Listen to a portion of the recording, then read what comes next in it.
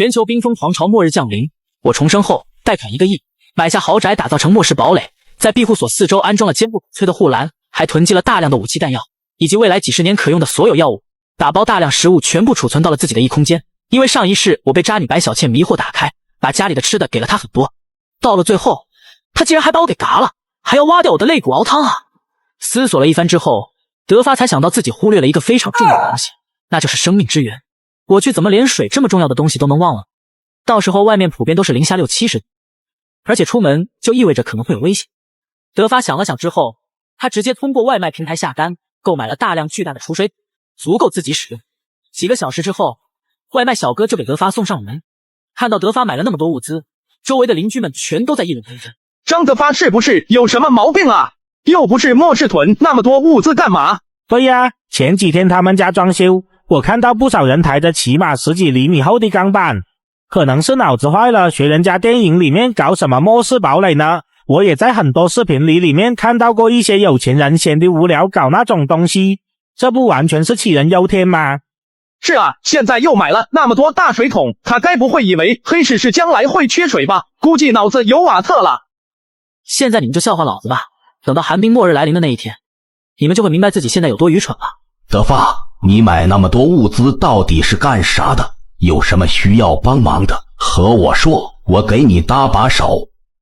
保安大叔一直尽职尽责，前世的时候，他为了帮助一对即将饿死的母女，把自己最后的粮食捐献了出去，自己活活饿死。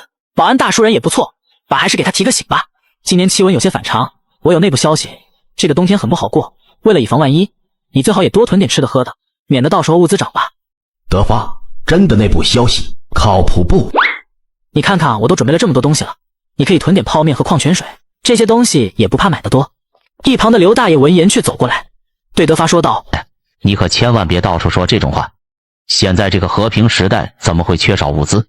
说这种话小心被人举报，你造谣，到时候可是会被叔叔请喝茶的。我能提醒的已经提醒完了，信不信就是你们的事情了。回家之后，德发把水桶都装满，全部丢到了一间。就这样，时间一天一天过去，很快就过去了。20多天，距离末日来临不远了。德发决定对大超市的那座巨型仓库下手，只要拿下这座仓库，他就可以获得自己3辈子都使用不完的物资。德发决定采用最为简单的方法，那就是在值班人员喝的茶水当中下药。由于这些人都是德发的熟人，所以德发很轻易的就得手了。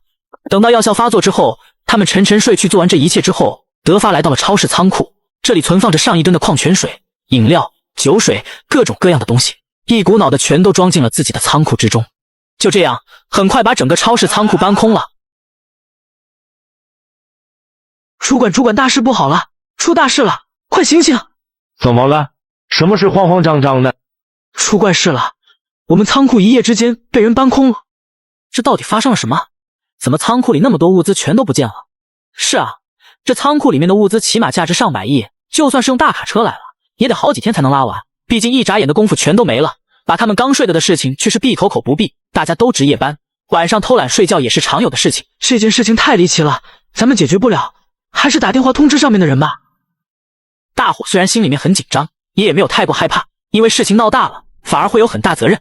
大家伙纷纷点头同意下了，立刻打电话让仓库经理知道这件事情。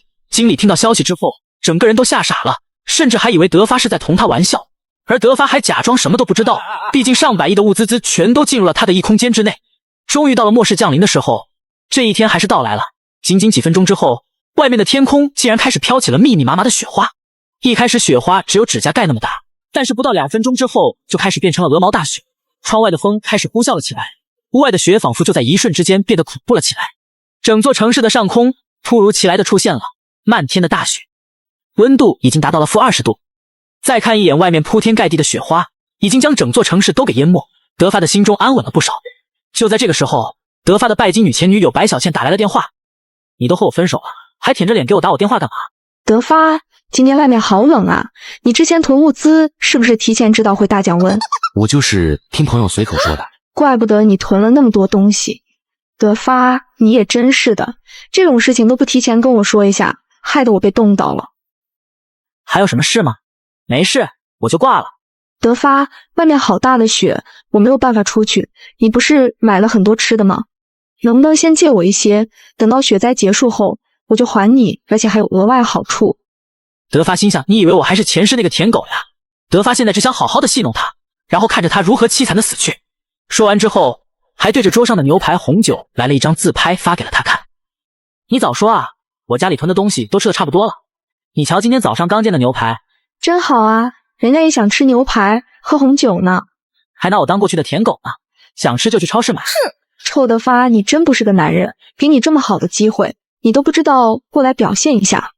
此时周围菜市场的菜疯狂涨价，一个土豆都要100块的价格。此时的居委会王大妈已经把业主都叫了过来，说道：大家千万不要去哄抢物资，要相信我们官方领导，我们居委会也会帮大家想办法度过这次灾雪，大家要听安排，不要给官方惹麻烦。这么大的雪都不知道什么时候才能停，我们现在都出不了门，凭啥不能囤物资？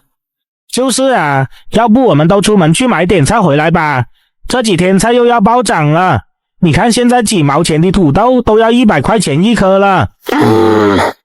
你们这是在干嘛？哄抢物资只会导致物价飞涨，到时候大家都买不起菜，谁要是敢去囤物资，被我发现的话，别怪我向官方举报他，让他去数数哪里喝茶。卧槽，这居委会王大妈也真是的，不让大家去囤物资，这是让这些人白白等死吗？德发，我听说你之前囤了不少物资吧？你可不能当这个反面教材，你最近要老实点，要是再让我发现你出去囤物资，可别怪王大妈不讲情面。哟呵，王大妈，这场雪灾会持续多久？谁也不知道，万一时间很长，到时候大家没有吃的，饿死人了，你能负这个责任吗？对呀，你不让我们出去囤物资，饿坏了，出事了，你能负得起责任吗？王大妈见到众人都站出来反驳她，此时内心慌的一批，同时她心里面更加痛恨德发了。德发，你不要在这煽动人心，这可是违反规定行为，小心我举报你。哎呦喂，您老这屎盆子可别往我头上扣呀！放心好了，外面那么冷，叫我出去我都不出去。你们接着聊，我回去休息了。德发这小子真是太狂妄了，回头想个办法，找个机会搞他一下。王大妈是一个记仇的人，一大早又把业主都叫来，肯定没有什么好事。德发呀，现在外面的道路都被大雪给封住了，你等下带一些人出去扫一下雪，清理一下道路。扫雪？扫个屁！3米高的雪，来，你扫一个我看看，这么冷天出去一会就能冻成冰棍，您老还真是不怕闪了舌头。对呀，外面零下70多度出去一会儿估计就得冻伤，我们这里又不是东北，压根就没有什么像样的御寒设备，怎么出得去呀？你们这是什么态度？那扫雪又不是为了我，还不是为了大家吗？德发，我以居委会的名义命令，你们必须要出去扫雪，不然雪灾过后，我会向官方举报你。既然是为了大家好，王大妈和你们居委会的人应该带头出去扫雪才对，而且要说年轻力壮，你凭什么只喊了我们几个？是不是觉得我们好欺负？那些社会人和富二代也不见你叫来，怎么遇到他们，你就连话都不会说了？对呀，你怎么不去找58天和李富贵那几个土豪去扫雪呀？我是为了大家着想，某些人就斤斤计较，一点都没有奉献精神，简直就是我们小区的害群之马。我不是对某些人搞特殊，只是没必要一个个叫了，希望你们弄清楚，不要自找没趣。哟呵，王大妈说的轻巧，你有本事去叫吴天霸和李富贵过来扫雪啊！王大妈被弄得下不来台，她只好把电话打过去，而且还非常客气。你好，我是居委会的王大妈，希望你可以带上工具，一起出去扫雪。扫雪扫你个头啊！你是不是瞎？没看到外面还下着那么大的雪吗？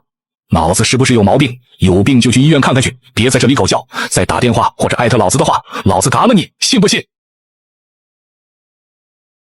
那边挂断电话后，林大妈又找另一个土豪打去了电话。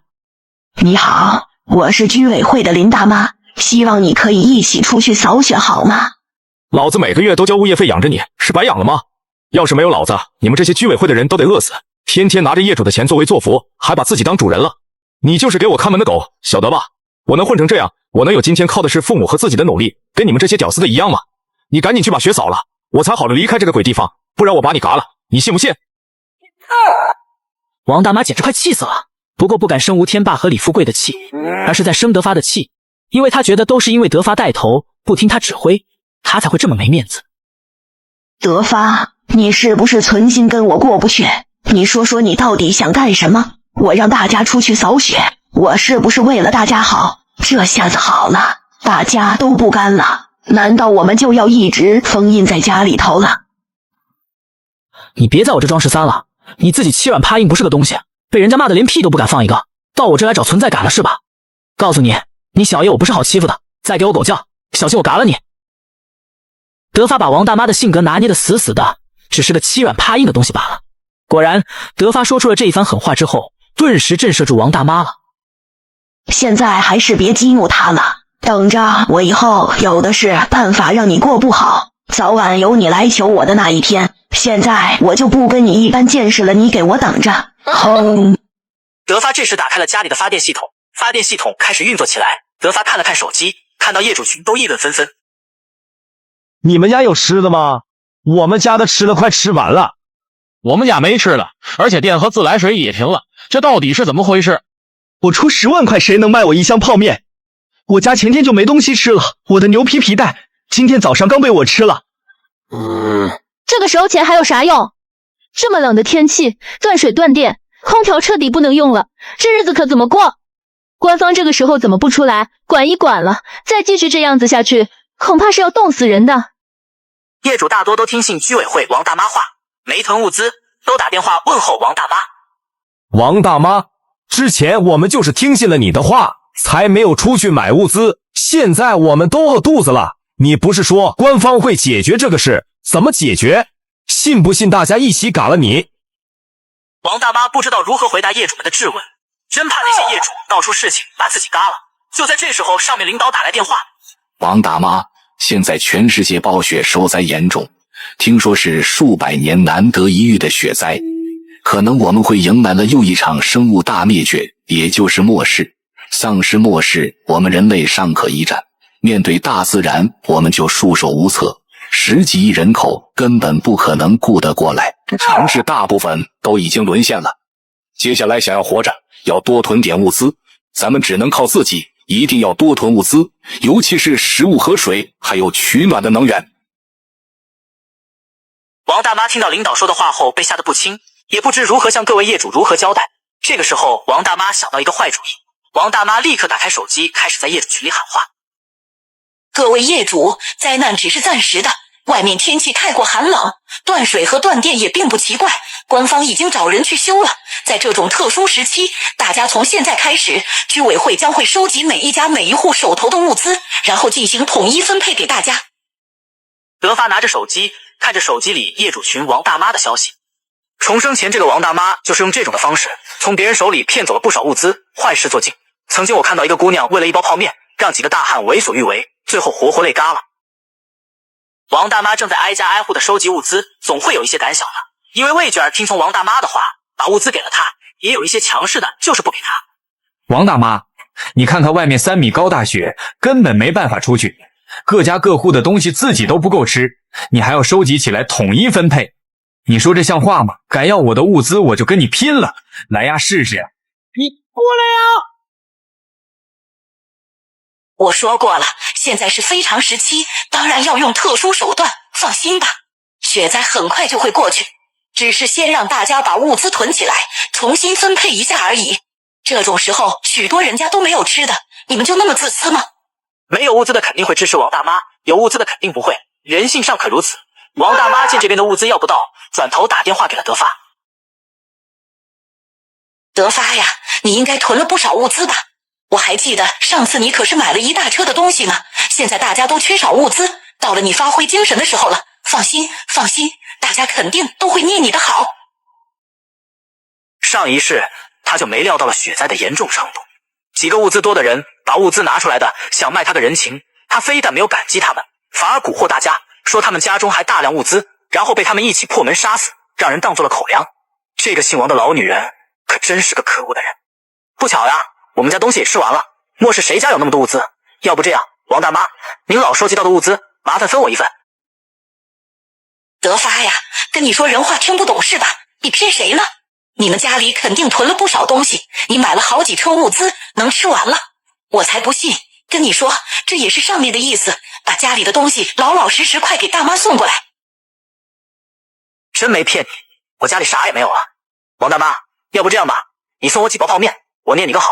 作为居委会的成员，您老不得起带头作用，发扬风格嘛。德发，你以为我是以个人的名义在和你说话吗？我是在代表官方，你拒不交出手里的物资，就是和官方对抗，回头你一定会被官方处理的。就你还代表组织，给你个鸡毛你就当令箭呀？我问问你，你有毛吗？有吗？要我看，我看一根也没有。你不过就是居委会的小小的管事，社区服务懂吗？看门狗还和我逼逼赖赖的，你有能耐随便使，小爷啥都怕，就不怕没化妆的老女人，有种就过来找我要呀，我在家里等着你。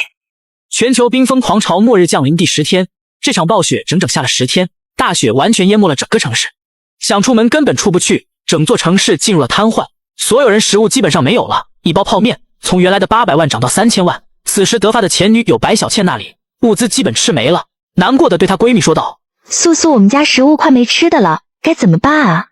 再这么下去我们会饿死的。你说说我们俩长得这么漂亮，只要稍微一发力，一定会有男人为我们倾倒，到那个时候物资不是要多少有多少呀？素素，你是不是傻呀？现在大家饭都吃不上了，就算他们会对我们心动，现在一包泡面就几千万，绝对不可能轻易把物资给我们的，现在又出不去，就算我们送上门给他们白弄，他们怕是都心有余而力不足。对了，倩倩，你是不是忘了德发那个舔狗了？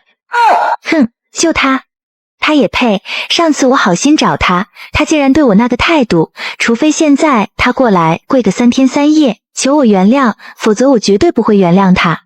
哼！在被饿了3天后，白小倩她终于受不了，这个时候都快饿死了还要啥面子，拿起电话给德发打了过去。德发哥哥，你这么多天不找人家，人家想死你了呀。不就是前几天说了你2句吗？宝宝知道错了，德发哥哥，你就原谅宝宝嘛，好不好吗？白小倩作为一个绿茶中的极品，确实有一套，可这个骚娘们，如果不是因为她是个心肠恶毒女人，上一世还把我嘎了，不然真想把她给办了。你没事吧？是不是吃错药了？不巧我最近身体不舒服，没空看手机。生病了呀，德发哥哥，你没事吧？一定要注意保暖，把你冻坏了，人家会心疼的。不是被冻到了，我说的是被热到。别开玩笑，外面零下5、60度那么冷的天，怎么会热到啊？我屋子里有壁炉，倒是没有什么感觉。你是不知道烧起来，屋子里热得难受，大概是前几天在壁炉边睡觉不小心病了吧。德发说完，用手机对着壁炉拍了一张照片，又故意将他桌子上那些成堆的食物也拍了进去，给白小倩发了过去。我的天啊，这张照片不会是 P 的图吧？这环境加上这么多吃的，简直就是天堂。白小倩为了确认一下，立马给德发打了个视频，电话过去，是真是假，看一眼就知道了。视频一接通，就看到德发家里堆积如山的食物和温暖宜人的别墅，简直像是看到了天堂一般。你们最近怎么样？看你们都瘦了，终于减肥成功了，恭喜恭喜啊！白小倩和她闺蜜心里面真想骂德发，他们这哪是想减肥啊，明明全都是饿的。白小倩立马换了副态度说道：德发哥哥，你真的好厉害呀，家里真的好多好吃的呢，现在大家都吃不上饭，还是德发哥哥聪明。现在物资这么多，又住着大别墅，人家好羡慕呀。这算什么？对于我来说这都是小意思。听说能打出这个字的人，2024年会财运滚滚，你也试试吧。德发哥哥，你们家看上去好明亮好温暖，而且现在也不是供电的时间，为什么你们家那么明亮？我一向低调，我有发电机这件事，难道也要公之于众？屋子里面都热得难受，看你们的样子好像很冷似的，外面有那么冷吗？我10来天没有出门了，也不知道外面什么情况。白小倩立刻换上了一副柔弱温柔的样子，对德发说道：德发哥哥，你好厉害，人家好喜欢你呀，能不能让我去你家住几天？好久没有见到你了，倩倩好想你呀。白小倩觉得自己这一招肯定管用，毕竟重生前她就是靠着这一招，让身边不少舔狗对她马首是瞻，何况德发也追求过她。以前每次约你上我家来，你都是各种借口，说什么还没准备好关系更进一步什么的。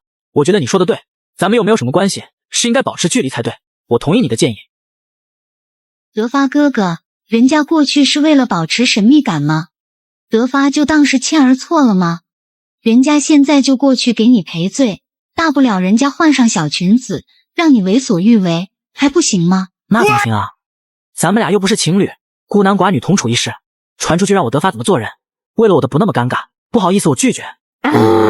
白小倩几乎要被德发这句话给气炸，但是已经饿3天了，已经顾不上什么脸。德发哥哥，其实人家一直以来都是默默喜欢你的，男女朋友什么的以后也不是不可以考虑呀。你说怎么办，人家就怎么办，倩倩都听你指挥好不好吗？德发哥哥，极品绿茶也不是谁想做就能做的，这一番操作，寻常人没有10年的功力，绝对做不到。白小倩，你是不是误会了什么？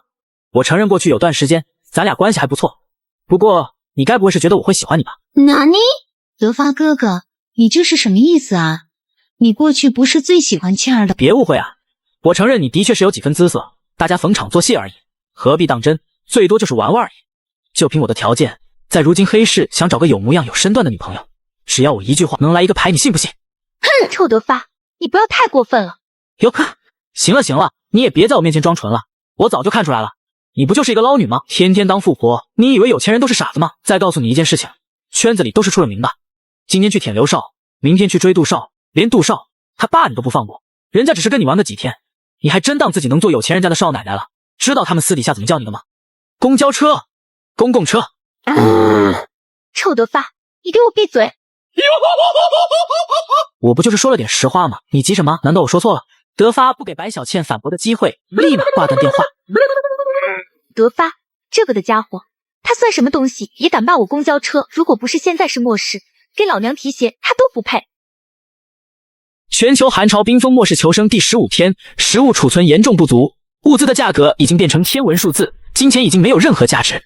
此时失去理性的吴霸天带人开始带人抢夺物资，很多不配合的人都被打死，尸体被当作口粮储备起来。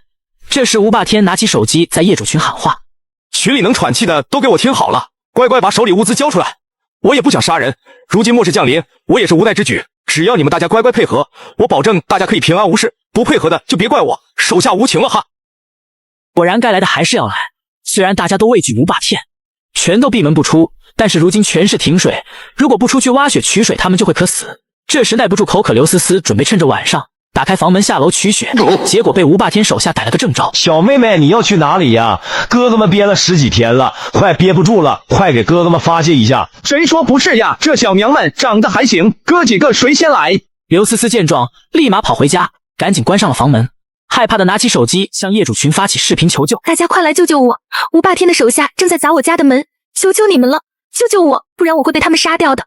我要是嘎了，下一个就是你们了。姐妹，这个时候我们也没办法呀，你可一定要撑住，否则让他们进来，他们这么多人把你那啥，会把你玩坏的。要不这样，姐妹，我给你出个主意，你被那啥的时候用那啥夹死一个，反正都得嘎，不如拉个垫背，也算是为大家做点好事。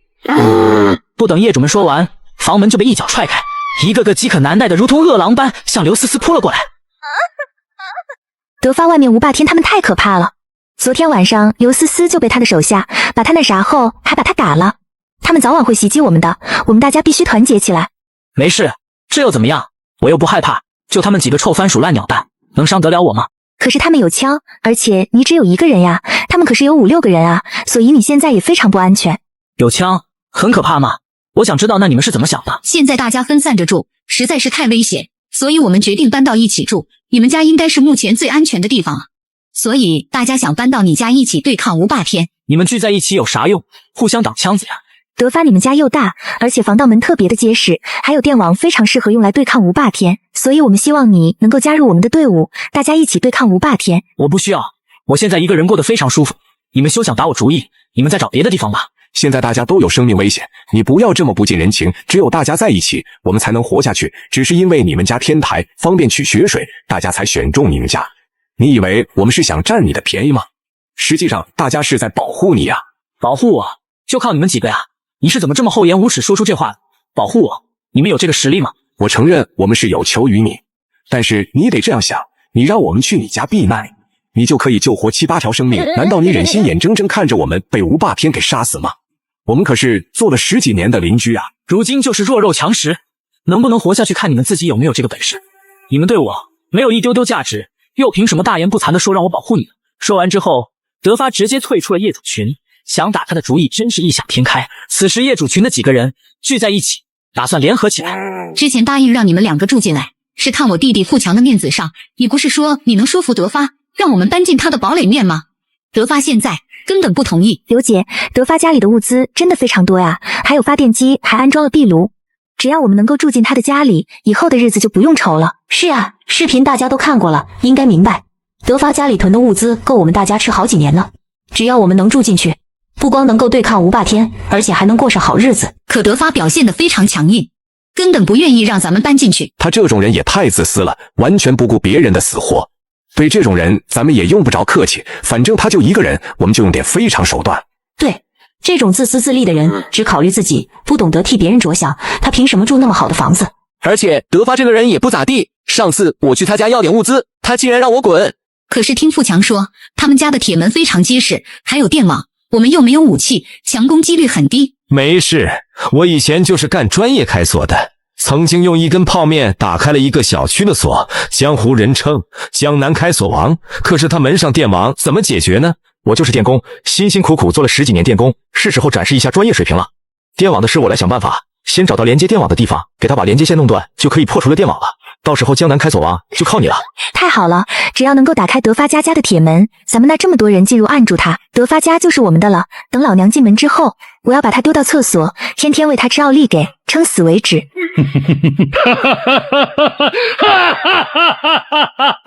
好，到时候我负责去了。我若拿出这个，阁下该如何应对？军人盯上了我堡垒里的物资，想撬开我的铁门，进来抢夺物资。连接线应该是这个，我切除了。江南开锁王看你的了，我们要速战速决，10分钟解决战斗，不然会被冻死的。拥有开锁技能的林浩开始撬德发家的铁门。你不是说切断了吗？为啥还有电？快救救我！林浩刚一触碰的铁门就被电死，看到林浩被电嘎了。这时身为林浩兄弟的富强气的不行。德发，你这个魔鬼，给我滚出来，还我的林浩！你们想来撬老子的门？你们这不是找死吗？你们这么不想活着？好，我成全你们。德发，我们本来不想使用暴力的，想过来跟你商量合住的事，你怎么能嘎人？你简直比无霸天还要恶毒，你就是个嘎人魔鬼！少废话，明明是你们来我家撬门，想要抢夺我的堡垒，打了也是活该，还有脸在这里狗叫？你是怎么有脸说的？德发，我们都是好邻居，只是想和你商量一下，但你也太过分了，直接把人嘎了，林浩就这么不明不白嘎了，你这也太可恶了吧？是小爷我请你来了吗？你说你过来和我商量，啥也没说，直接上来断我电，这就你所谓商量？跟你说吧，门周围电线就是诱饵，剪断也没用。你们不就是想弄开门之后一起把我嘎了，然后抢我的堡垒？行了，别装了。德发，我们最后警告你，现在开门放我们进去，不然后果自负。对呀，德发，我们不会抢你东西的，我们大家只是想跟你合住，一起对抗无霸天。是啊，要不到时候让你住在大房间，物资也先供着你用，这总可以吧？是不是有大病？有病就去治，这里本来就是我的，你们反倒反客为主了，安排起我家怎么分配了，有啥能耐用出来？我看看你们能不能进来。刘梅、白小倩几个人聚在一起，商量着下一步的计划。现在林浩嘎了，没有人能够开锁，要不咱们撤吧，快回去吧，不然马上就得冻嘎了。德发果然不好对付，看他这架势，就好像预知到末世会来一样，装备物资都非常充分。要真是那样的话，这个德发就更加可恶了。明明知道雪灾要来，结果只顾着自己，都不提前通知大家。问题是，接下来我们应该怎么办？咱们不行了，直接撞破门可不可以？要不我们找根绝缘棍子，那就不怕电网了，然后大家一起撞开。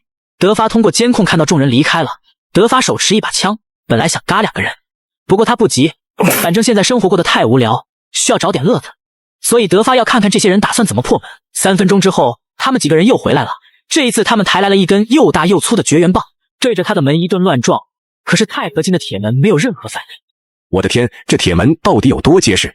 就算是金库的门也没那么结实吧？富强他们几乎绝望，再不破门就会被冻死。你们的3板斧抡完了，该我了。德发立马从异空间拿出加特林。我若拿出这个，阁下该如何应对？然后出去举起手中的加特林开始射击，射了自己一声惨叫，然后连续开了很多枪，2个人还没反应过来就嘎了。白小倩和其他2个人立马就上车，落荒而逃。这样，听说能打出这个字的人，2024年会财运滚滚，你也试试吧。样的结果都是你这个臭娘们害的。你们不是说他家只有门和电网吗？为什么会有枪？有就有吧，还是加特林？你们是不是早就知道了？所以才跑得那么快？为什么你们两个还活着？这一巴掌顿时把白小倩吓得瑟瑟发抖，伤心的流下了眼泪。我也不知道德发从哪里搞到的武器啊，刘姐对不起。姐你别这样，我可以作证，小倩确实什么也不知道啊。那为什么他们俩一点事都没有？刚刚我可是看到了，他们跑得比兔子还快。你不是也没受伤吗？为啥还好意思说我们呢？我们都得必须嘎了你才满意吗？我没受伤，那是我命好，没被射到而已。现在我们这些人都是被你们害的，你们现在离开我家。别赶小倩走，我们现在都受伤了，总得有人来照顾。刘梅想了想，只能求赵大夫过来看看。赵大夫，我弟弟的命就靠你了，请你赶快给他们治好他们，我用1包泡面作为酬劳。他们的伤势太严重了，除非有专业的设备和药物，否则没办法治疗，我只能取出子弹。赵医生，你就放手去做吧，我相信你一定会救我弟弟。子弹上面都是锈迹，这样是会造成感染的。子弹是取出来了，但是没消炎药和抗生素会感染，没多久就会嘎。德发，你好狠的心呐，他一定是故意的，他怎么能这么狠毒？即便我们占了他的堡垒，也不会嘎了他呀。总之，如果没有药物的话，只是取出子弹，还是会有很大的生命危险，懂吧？白小倩突然想到什么，连忙说道：德发家里面有药物。这是真的吗？他家真的有药？你可不要撒谎啊，因为你的缘故，我们好几个人都受了重伤。我记得就在1个月前吧，从那个时候起，德发不知道怎么就开始往家里疯狂的囤物资，我几乎每天都可以看到货车给他送东西。有一回我就见到医药公司的车给他送了几百箱药物，他家里面肯定有药。抗生素并不是什么稀有的药物，如果他真的是预知到末世降临的话，一定有大量的抗生素和消炎药在手里。富强像是看到了生的希望，立马激动地说道：那你们快去找德发呀，让他把药拿来救我的命。我的伤就是他弄的，所以他必须救我。可是刚刚发生了这种事情，他恨不得嘎了我们，怎么会拿药来给我们呢？我们又没有伤害他，而且还打算破门之后留一些物资给他，反而是他心肠恶毒，对我们痛下杀手，我们才是正义的那一方。这件事情就交给你去办了。我知道德发是你之前的舔狗，所以你去要最适合。全球冰封，寒潮末世，一群人为了夺我的堡垒，被我当场嘎了1个人，另外2个被我嘎成重伤。此时我的前女友白小倩过来问我索要药物。德发哥哥，昨天0号被你电嘎了，那个李二蛋被你射中早伤的时候也嘎了。嘎了就嘎了呗，早嘎晚嘎都一样。你们不会真觉得靠自己能在这末世幸存下来吧？德发哥哥，倩儿知道错了，都是我的错，之前不应该戏耍你，让你当我的舔狗，现在我整个人悔青了。德发哥哥，你可以原谅倩儿吗？给我们点消炎药，救救富强好吗？你觉得我会把药给你们吗？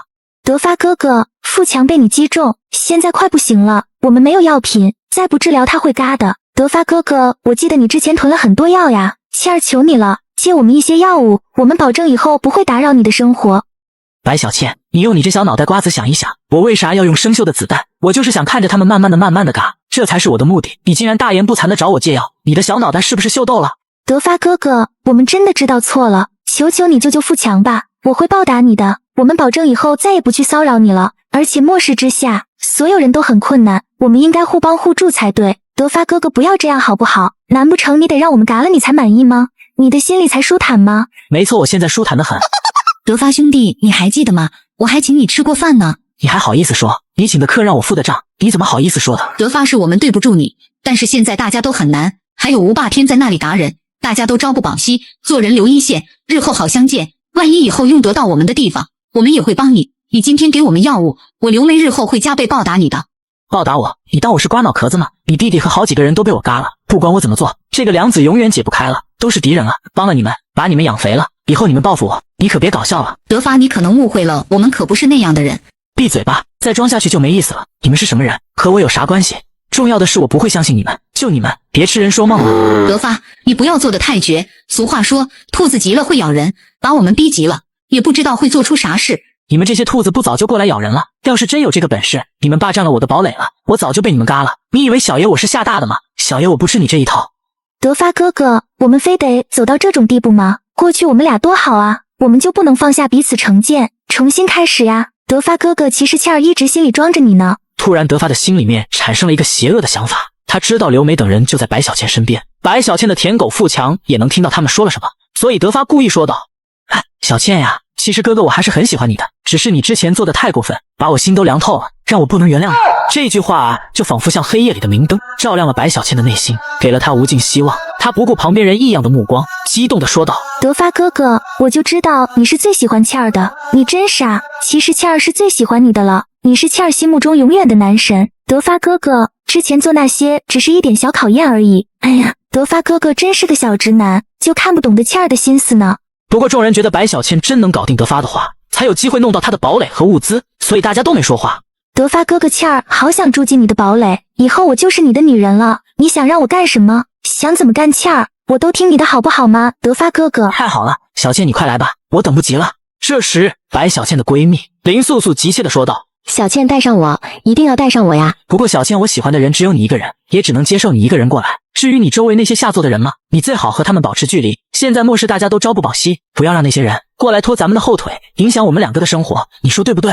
白小倩此时心里的兴奋无法言表，都忘记了旁边还有人，立马激动地说道：好呀好呀，德发哥哥怎么说，小倩就怎么做，一切都由哥哥你说了算，倩儿全都听你的。那就没问题了，倩儿，你现在自己可以过来了，不要管那些人哈。好好好，德发哥哥我马上过来，记得给我开门，我马上就过来。刘梅等人看到白小倩真要抛下他们，自己去德发那里享福，刘梅立马把她拦住了。给我闪开，别当我去德发哥哥家，老娘我受够了这样饥一顿饱一顿的日子了。你这个臭娘们，这些人这样都是你给害的，想拍拍屁股走人，门都没有。在旁边治疗的富强听到白小倩只爱德发，非得去找德发，更是伤心不行。小倩，你怎么可以这样对我？你不是喜欢我的吗？你不是说你最讨厌德发的吗？你还记得你说过要做我的女人的话吗？我想过的更好，我有什么错？跟你们一起只是迫不得已，等到大家都没吃的了，然后坐等被嘎吗？德发家里那么大，床又大又舒服，物资超多，有吃有喝又有电，而且还有壁炉，还不用受冻，我就想当德发的女人，怎么了？有错吗？富强，你是个好人，一直以来对我也不错，不过爱一个人就是应该希望他幸福过得好，不是吗？白小倩，你非得要走，我们不拦着你，是德发必须拿药来换你。德发哥哥，你都听到了，他们好坏啊，不放倩儿走，要不然你就为了倩儿给他们点好吗？不行啊，倩儿，现在药物可是非常稀缺的，我怎么相信他们不是在骗我？他们也有可能是骗你的，万一给了他们，我们以后没得用了怎么办？说不定他们是利用你来要挟我，以后这可是我们两个的生存东西。倩儿，咱们可不能被蒙蔽了呀。对对对，德发哥哥，你说的倩儿都明白了。臭女人，快躲开一边去，不要拦着我。两个女人顿时扭打起来。白小倩为了能够去德发家，彻底急眼了。你想走，别痴心妄想了。德发，你喜欢的人在我们手里，如果你想要他，就拿药来交换白小倩。不行，你们人太多了，我一出堡垒，你们把我嘎了怎么办？小倩呀，不是哥哥不爱你，哥哥也想带你一飞冲天，但是条件不允许啊，你可不要怪德发哥哥呀。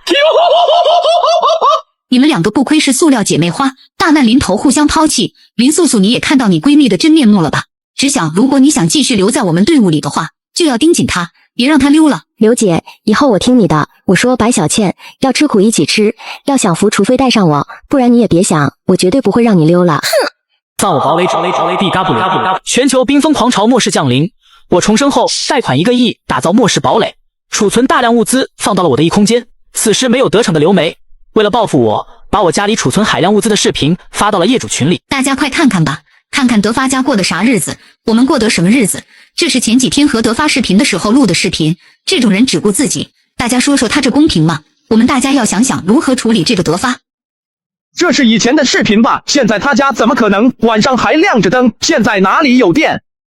我向大家保证，这就是这几天拍的视频。德发提前准备好各种东西，他家有吃有喝又有电，物资超多，先不说，还有发电机和壁炉，简直过得神仙的日子呀！这个德发真的太自私了，大家之前都是邻居，竟然这么自私，我恨不得嘎了他。德发必须对此负责，凭什么我们天天饿肚子，就他自己舒舒服服的？他必须把物资拿出来给大家分了，不然大家都不能饶了他。这时吴霸天也看到了视频，激动地说道：德发，没想到你小子这么肥，等着你这些东西马上就不是你的了，本大爷这就过来取。德发，大妈我可是居委会的骨干，我说了算，你们家物资赶紧拿到我这里来，我给大家分分。德发欧巴，人家我好喜欢你呀，要不我认你当干爹好不好？只要你让我住进去，你让人家干啥我就干啥，什么要求都可以的，好不好吗？我们很熟嘛，小爷我可从来不缺狗腿子，所以我凭啥把物资给你们？德发先生，我家物资药物都已经用没了，希望得到您的帮助，作为答谢，我可以永久为您提供医疗方面的帮助。不愧是做医生的人，总算听见一句像样的人话了，比那些卖惨的家伙强多了。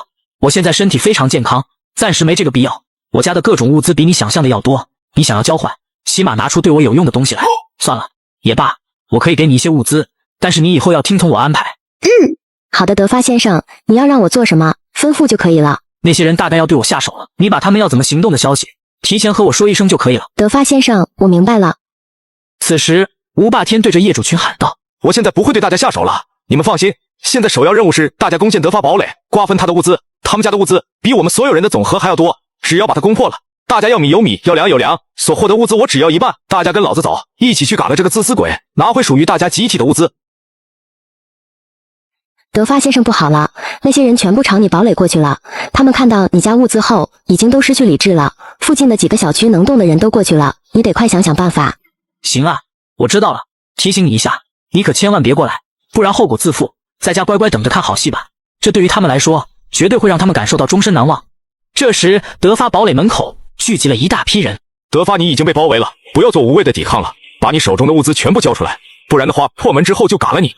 小爷我等着你们，有本事进来拿呀！我家物资要多少有多少，看你们够不够硬。被德发这么一嘲讽，一群人准备砸门，但是刚一触碰就被电嘎了一片。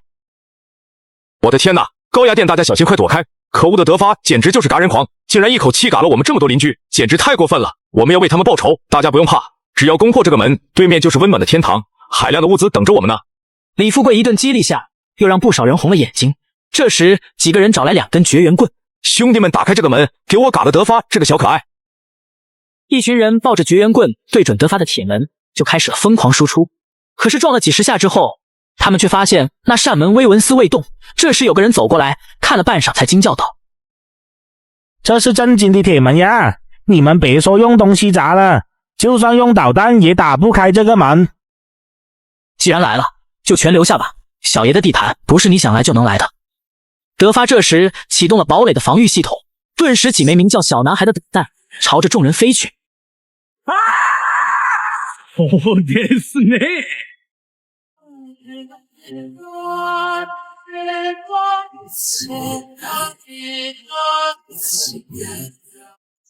放我堡垒者，地嘎不了。大家好，我是你们的德发，今天是元旦，祝我的粉丝宝宝们新年快乐。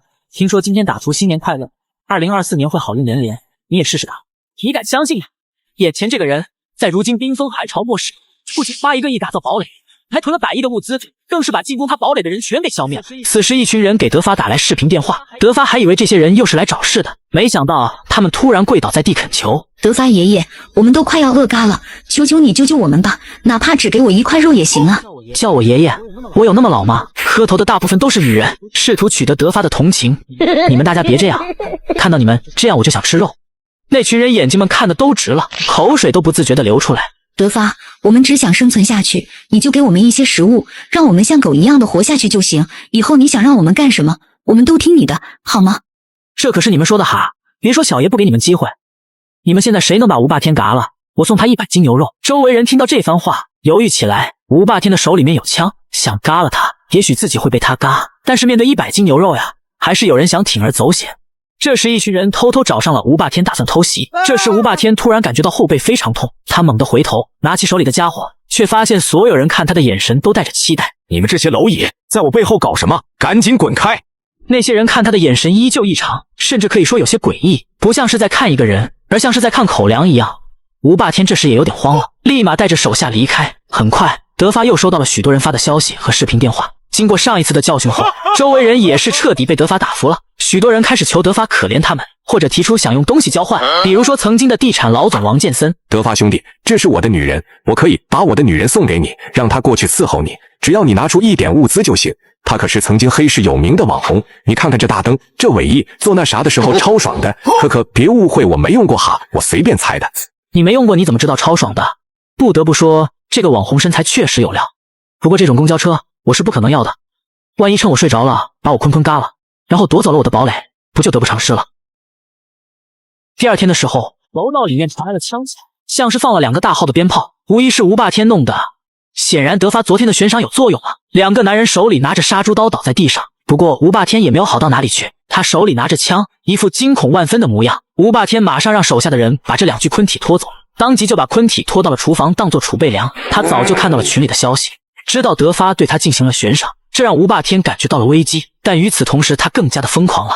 来呀，本大爷把你们全都嘎了，想嘎老子，白日做梦。放松下来之后，他忽然感觉后背有些疼，于是喊来一个手下，让他看看怎么回事。那个手下看了一眼之后，顿时说道：天哥，你后背有把西瓜刀。这两个狗东西，给我把它们搅成肉泥，包成饺子。吴霸天连忙拿起手机给赵大夫打了过去。赵大夫，我受了点伤，你快过来帮我包扎一下。不久之后，赵大夫就来到了吴霸天家，不是因为怕被嘎，他才不会过来。治疗可以，先说好我不是免费的，要用物资换。吴霸天嘿嘿一笑，说道：你要是把我治好了，我刚才嘎的那两个家伙的肉就分你一块大的。赵大夫顿时一惊，这个吴霸天真的太恐怖了，竟然敢吃昆肉。算了，不用了，我不要了。都什么时候了，你装什么装呀？早晚有一天你会吃的，不吃就会嘎。我宁可嘎了也不会吃。那我可舍不得呀！现在这个末世身边有一个大夫太重要了，你放心，如果有一天非吃你不可，我也会把你留在最后面。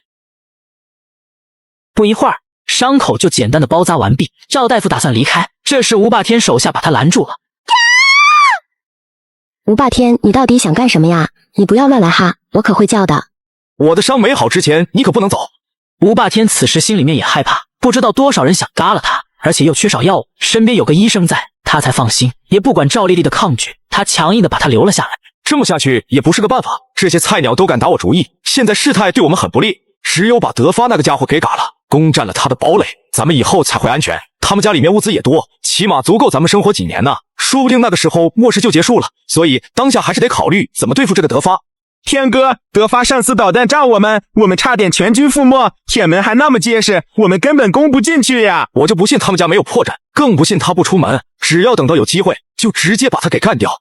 赵丽丽听到他们的对话，她借着上厕所的时候，给德发发消息告诉了他这件事情。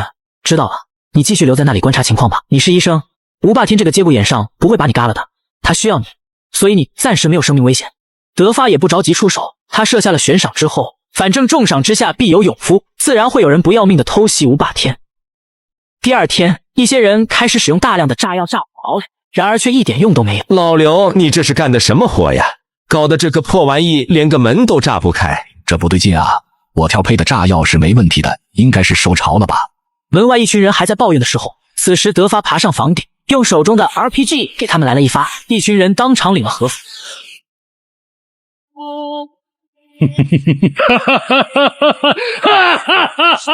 你敢相信吗？在全球冰封寒潮末世，一群人用炸弹炸我的堡垒，被我用 RPG 全给嘎了。此时德发给赵丽丽打去电话，赵医生，我暂时可以让你来我堡垒住下，但是你要绝对的听我安排。赵丽丽顿时一惊，真的吗？真的可以让我去你的堡垒住？德发先生你放心，我绝对会像狗一样忠诚的。好呀，你晚上趁着吴霸天睡着了就偷偷溜出来，到时候我会打开堡垒铁门让你进来。德发先生，太谢谢你了，以后你就是我的神，你让我干啥我干啥。赵丽丽这个人前世的时候人品也不错，正好让她来帮助我，家里这么大物资这么多，也缺个女人，毕竟我也好久没那啥了。赵丽丽趁着夜色吴霸天等人都睡着的时候，偷偷溜了出去，跑进了德发家的堡垒里。你怎么还这个打扮？一个女孩子就没有其他衣服吗？德发先生，我之前没有物资，都拿去换成物资生存了。好吧，你去隔壁房间，我之前囤了很多衣服，你快去挑几件换上。好的，谢谢德发先生了。不一会，赵丽丽就换好走了出来。德发先生，您看这身怎么样？不得不说，你换了身衣服还挺有料的。哎呀，德发先生，不要这么说，整得人家都害羞了。德发先生，昨天你家堡垒的爆炸是怎么回事？是周围26栋那些工人干的，附近有一个新开发的小区，所以不少工人都在周围租房子。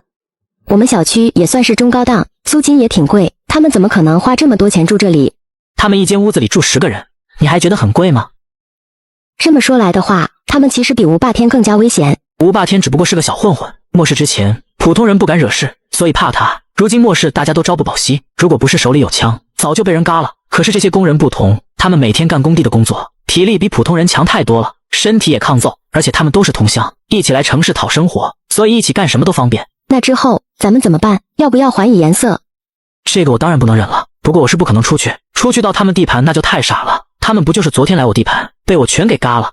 可是你手里也有很多装备啊，怕他们干什么？拼武器也不行，哪怕打光了他们，但是被他们用板砖击中，我都觉得自己亏大了。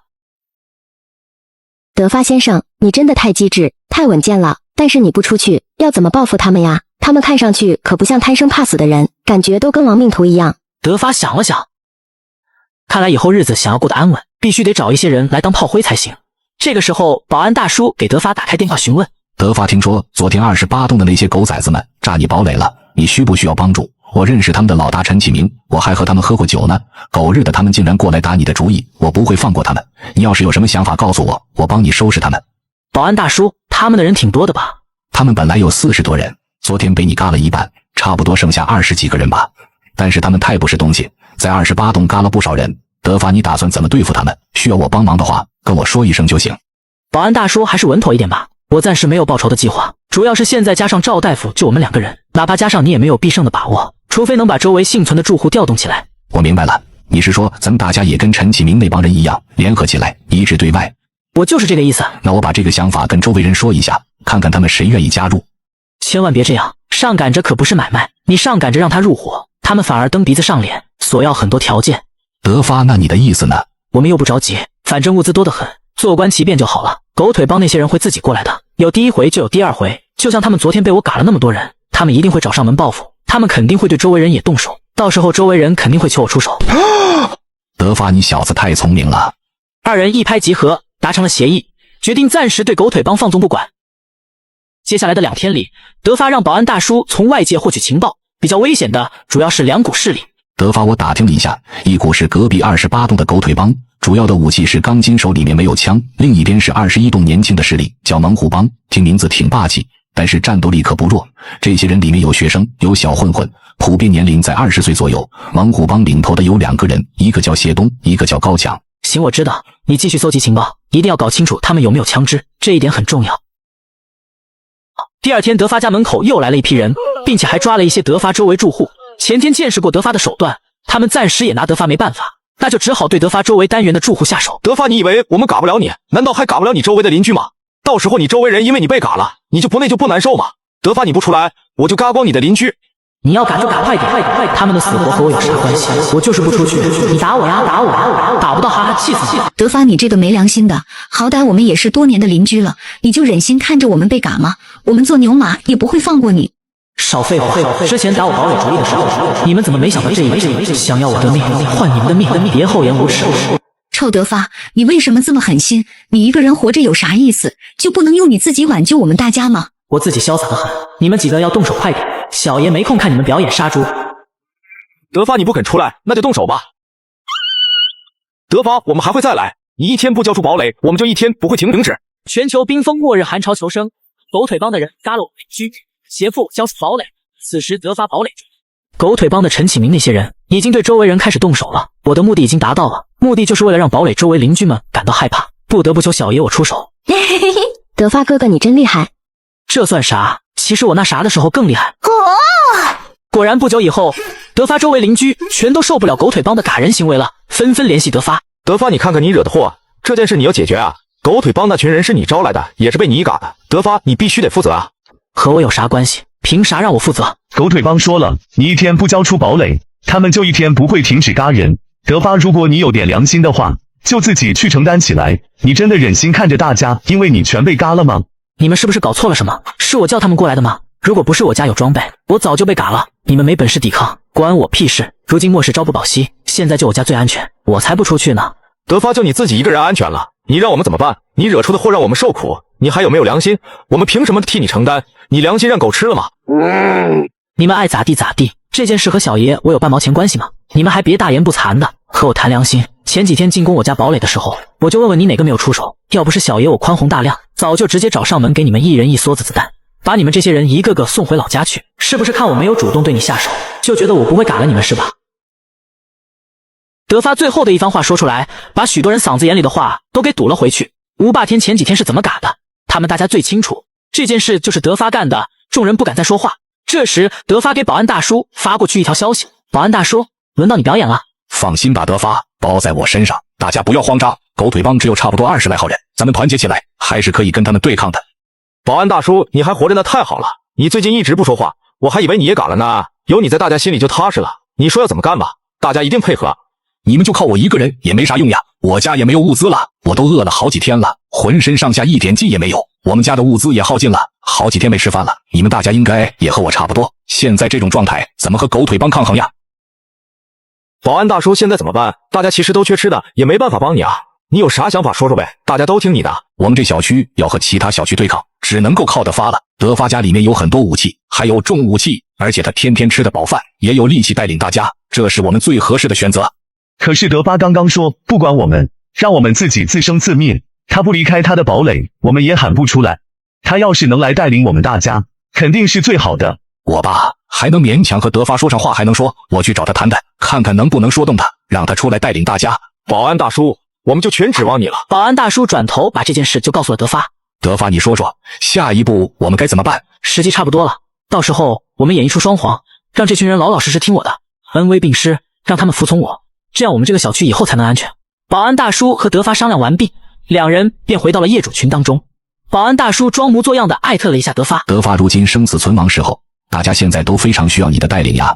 如果全世界就剩下你一个人了，你也会孤单，对不对？所以现在请你发善心，帮助一下大家，大家都会感谢你的。对呀，德发，只要你能够拯救我们，大家都会对你感恩戴德。德发，以后我们就是你的狗，我们一家老小的性命就交给你了。我是看在保安大叔的面子上才过来跟你们聊聊的，其实我压根不想管你们，我自己生活过得这么好，管你们这些阿猫阿狗干什么？还得出去累死累活的，冒着性命危险，我觉得很不值，还不如躺平在堡垒。德发哥别啊，大不了以后你让我们干啥我们就干啥，我们以后都是你的狗腿子，你老看行不行？只要你不是让我们去死，其他条件都可以。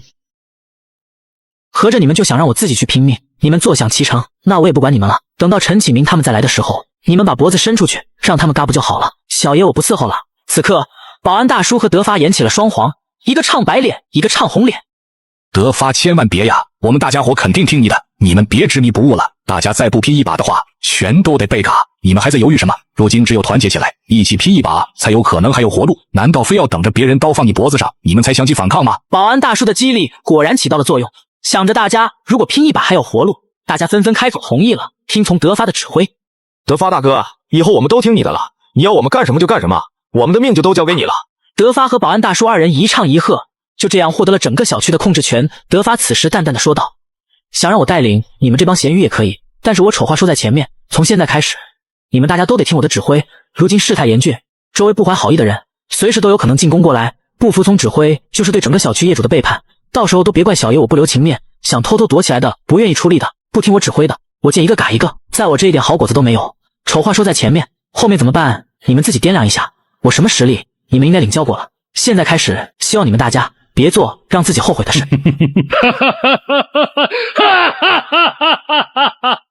全球冰封寒潮末世求生，重生后我花1个亿打造了末世堡垒。此时德发获得了整个小区控制权，开始给业主们分配物资。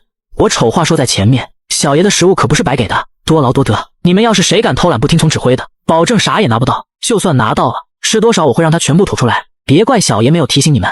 业主们看着德发背后的 RPG， 还有地上的那些食物，大家纷纷点头，臣服在了德发的威严之下。既然话都听明白了，那我们就分配一下食物吧。就在这个时候，狗腿帮的几个人闻讯也闯了进来，看到他们周围地上摆着那么多物资，激动的不行。陈总，好多物资呀，这次我们赚大了。那还愣着搞什么？快去抢过来！德发没有拿出 RPG 进行攻击，而是对业主们说道，这些食物都是给你们的，要是让他们抢走了，你们没得吃我可不管，谁要是嘎一个人，我奖励给他3倍的食物。此话一出，原本害怕的业主们纷纷有了动力。这些食物都是德发大哥给我们的，万一被抢走了，我们没有吃的也是会嘎，更何况德发大哥说了，嘎一个人给3倍。说得对，他们就这几个人，我们这一群人怕啥？生死看淡，不服就干。说着，大家很快就从身上掏出一把西瓜刀，就冲了上去。狗腿帮的4个人顿时蒙圈了，本来以为这些怂货会吓得逃跑，可不知道为什么，他们突然跟发疯似的，全都冲了上来。一眨眼间，众人便陷入了乱战。战斗结束之后，地上留下了6具昆体，除了狗腿帮的4个人之外，还有2个业主也被嘎了。不错不错，大家看到了吗？只要我们团结起来，我们就无所畏惧。德发看向前方，朝2个出力最多的年轻人指过去。对，就是你们2个。那2个年轻人面对笑容，很快的就来到德发面前。干得不错，这箱食物是奖励给你们的，只要以后还能这么卖力，我保证你不愁吃穿。那两个人激动的眼泪都流了下来，他们已经饿了好几天了，这些食物足够他们吃1周了。德发大哥，我们一定全都听你的，你这也算救了我们的命，以后你怎么说我们就怎么干。奖励完了2个出力最多的小伙子，德发对其他人说道：好，该给你们分配食物了。刚才的表现德发全都看着，出力多的他就多给一点，出力少的他就只给一点。不过大部分人得到的只是一颗白菜或者一颗很小的水果。此时德发指着曾经的地产老总王建森，王建森赶紧跑过来伸出手说道：该给我分配食物了吧？德发有些鄙视地看着他，随手拿着一块糖果放在他的手里，这就是你的食物。王建森看着眼前的一点点糖果，心想自己哪里受过如此屈辱，一股愤怒感笼罩了他的心头。你这算什么？凭什么我就只有这么点东西？凭什么？凭什么？我都怀疑你怎么有脸狗叫的。刚刚别人都在动手的时候，你从头到尾都在摸鱼，在一边叫的挺大声，人你碰都没碰到过，给你这些都是我慈悲了。王建森非常狡猾，冲上去的时候他喊的声音最大，但是光打雷不下雨，声音很大，只是在一边看着，不知道的以为他才是老大，他是当老总当习惯了，真把别人都当傻子了。这和我没关系，他们就这几个人，我根本没有出手的机会。那是你的问题，过程我不关心，我只要结果。德发，你这样不公平，太不公平了，你分明就是在针对我。呵呵，公平？你是不是出门忘吃药了？你算个什么东西？有啥资格和我谈公平？是你飘了，还是小爷我拿不动刀了？你以为我是在和你讲道理？我是在命令你，懂吗？狗腿子！德发转头看了一眼旁边的菜鸡和阿坤说道：像这种不听我指挥的，影响小区所有人利益的害群之马，不用我多说了吧？怎么处理你们懂了吧？他们2个立马走过去拽住王建森就是一顿揍，被揍到奄奄一息的时候，德发才让菜鸡和阿坤停手。虽然王建森是个垃圾，但是以后当作炮灰还有用。德发此时对众人说道：这就是不服从领袖命令的下场，也怪小爷我无情，我这个人非常公平，丑话都提前和你们说了，你们谁要是认为我不公平的，现在就可以放下手里的食物，堂堂正正的离开，小爷不会找他任何麻烦。业主们互相对视，没有一个人不愿意跟着德发的，如今食物就是他们的命，德发就是给他们续命的人，他们怎么可能离开？看来大家都愿意跟着我，那么我们就达成共识了。德发此时走到王建森身边，对他说道：下次希望你能听话点，再有下次就不会让他们停手了，记住小爷我不养垃圾。此时人群中突然发出一声急促的呼喊，正是德发的前女友来小倩。德发哥哥，倩儿也想要食物，你是不是把我忘记了？没有忘掉你们啊，你们几个本来就没有。凭啥别人都有，到我们就没了？白小千更是无法接受德发说的话，立马来到了德发身边，委屈地问道：德发哥哥，我是你的倩儿呀，你不是非常喜欢倩儿的吗？你刚才说的话肯定不是真的，对不对？你前几天不是说喜欢倩儿吗？你说的没错，小爷是说过喜欢你，你不会当真了吧？大家逢场作戏罢了，都是出来玩的。你是什么人，你自己最清楚，你对我没有任何新鲜感了，麻烦你以后不要过来烦我，我已经有女朋友了。德发说完，立马把赵丽丽搂进了怀里。这不是真的，德发哥哥，明明前几天你还喜欢倩儿的，还想让我住进你家堡垒中，为什么现在又这个样子？你肯定是骗倩儿的，对不对？你说那个呀，我就是故意耍你的，你不会当真了吧？你看看你现在这个样子有多可笑。德发立马看向对面的刘梅和林素素，然后对他们说道：她是不是天天跟你们说我多喜欢她，多爱她，对不对？是呀，这个女人真丢人，就知道做白日梦，这种赔钱货也不知道自己有几斤几两，她还害死了我表弟富强，她真的该被打。别说了，求求你们别再说了，我的脸都丢尽了。你以为你自己是公主呀？天天去调戏富二代，却不知道自己在富二代圈子都出名了。谁不知道你是给钱就能那啥的人呀？你估计都已经千疮百孔了吧？德发看向刚刚起来的王建森，对他说道：王总，你说说他在你们圈子里他的外号叫什么？公交车加长板万能插座普拉斯。众人此时传来一阵爆笑。想不到我们小区里还有这样的乐色，我之前还偷偷喜欢过他，早知道花点小钱就能为所欲为，我还那么处心积虑的干啥？这种人真的太恶心了，我都怕转染给我，真是个名副其实的公交车呀！闭嘴吧，跟小爷谈判，你们有这实力吗？信不信我让你们走不出这个门？全球冰封寒潮，末世求生。村委会王大妈以为自己的孙子已经打了，在饥饿中竟然把他给吃了。王大妈此时已经被愤怒憎恨冲昏了头脑，把所有怨恨都怪到德发头上，顿时手拿一把西瓜刀就朝着德发冲了过来。顿时一精力一直接拿出4排4下，然后一脚把他踹飞出去。你这个欠嘎的老东西，想死吗？还好小爷我机智，不然还真被你得逞了。此时菜鸡等人听到声音，也带人赶了过来。德发老大，您没事吧？我没事，这个不要命的老疯子竟然要嘎我。此时菜鸡非常愤怒，转头对着王大妈说道：德发老大，现在可是我们整个小区的救星，是我们所有人的希望，就凭你这老家伙还想嘎他？德发大哥，要不让我直接把他嘎了算了，反正留着也是祸害。不用啊，这个人交给我，我来处理。你走吧。菜鸡不敢违逆德发的决定，乖乖的离开了这里。此时赵丽丽听到了声音，也跑了过来。德发哥哥，你没受伤吧？需不需要治疗？德发指着王大妈的脑袋冷冷的说道：“就凭这老家伙还伤不了我，幸亏我及时拿出震惊盾挡住，不然真被他得逞了。”此时王大妈愤怒的抬起头对德发说道：“德发，你这个小可爱，我要嘎了你，给我孙子偿命，给我孙子报仇！德发，是你害死了我孙子，我要吃了你！”德发疑惑的说道：“你孙子又不是我嘎的，跟小爷我有啥关系？你是不是找错人了？”王大妈恶狠狠地瞪着德发，咬牙切齿，像极了一条发疯的狗。我的孙子就是被你害嘎的，我恨不得喝你的汤，吃你的昆体。可是我真的不记得什么时候嘎掉了你的孙子。严格来说，我还是你的恩人，因为是吴霸天的人踢死你的孙子，后来我帮你嘎了吴霸天，你该感谢我才对啊。闭嘴！我孙子当时还没嘎，后来是因为没有药物治疗，才活活疼嘎的。如果你给我物资，他就不会嘎，你就是罪魁祸首。其实我这个人最有爱心了，我怎么可能忍心看着一个孩子活活疼嘎呢？所以后来我和赵大夫去你们家送过药的。你撒谎，少骗我，别糊弄我了。我说的可句句是实话，我真的去过你家。你仔细想想，好吧，也许你当时在忙着吃东西，你吃得太起劲，所以没注意到我。好像我当时过去的时候，你正在忙着吃肉呢。确切的说是在狼吞虎咽。你的孙子王小明，那个时候确实还没嘎，他只要吃了我的药，就可以健健康康活下去。但是你又做了什么？那天我们过去的时候，发现你正在把你孙子一块一块嘎下来，在开心的享用。听到德发说的话后，王大妈脑子里更加凌乱，她的眼睛里掠过一抹惊慌失措，因为她记得在她孙子嘎了后，她为了活下去，的确不得已把他给享用了。味道嘛就不用多说了，大家懂得都懂。不可能的，小明当时已经嘎了呀，你肯定是骗我的，都是德发你害的。不信的话，你可以问问赵大夫，当时是我们两个人一起过去的。对呀，当时是我和德发说的，德发同意送药过去，可是你没等到药送过去，就趁着他活着的时候，急不可耐的把他给……赵丽丽再也说不下去，她也觉得有些恶心。毕竟那天何德发回来的时候，她在卫生间吐了很久。毕竟那场面对于一个女生而言，确实难以接受。像王大妈这种人，为了自己生存，连自己的孙子都能下得去手，已经完全超出了做人的底线。牛马都比他强10000倍，简直连猪狗都不如。不是这样的，德发，你肯定是骗我的。小明他不可能还活着，我清楚的记得他已经嘎了的呀。你骗我的，肯定是你在骗我，对不对？闭嘴！像你这种对自己至亲都能下去手的人，在如今末世，就算所有人再没底线，也不会像你这样对自己亲孙子动手。你是怎么下得去口的？那可是你的亲孙子呀！你到时候怎么和他外在的父母交代？难道你到时候和他们说，你把他们的儿子、你的孙子给吃了吗？不可能，不是这样的，你骗我的！我真的以为他当时已经嘎了呀。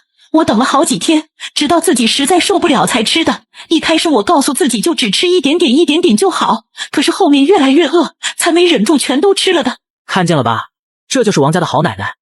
奶奶为了一口吃的，为了自己的狗命，连自己孙子都下得去口。你多大了？你孙子才活了几年，别人都是为自己孙子舍命，而你呢？算了，我是真说不下去了。像你这种人要怎么改变？像你这样的人怎么能称为人？你这种人就算打你10000次都不够。德发立马掏出枪，对着王大妈狗头就拍了好几枪。一瞬间，王大妈立马脸盒饭。我记得上一世的时候，这个王大妈只是鼓动大家对周围的邻居下手，没想到这一世连自己孙子都不放了。果然末世面前，人的真面目都一一展现出来了。此时附近所有小区都畏惧德发，派出5个代表和德发谈判，一言不合就要开干。你们就是几个小区的代表？好呀，都来了，不错不错。没错，我们是代表附近几个小区来和德发你谈谈的。可以，那就谈谈吧，小爷我洗耳恭听。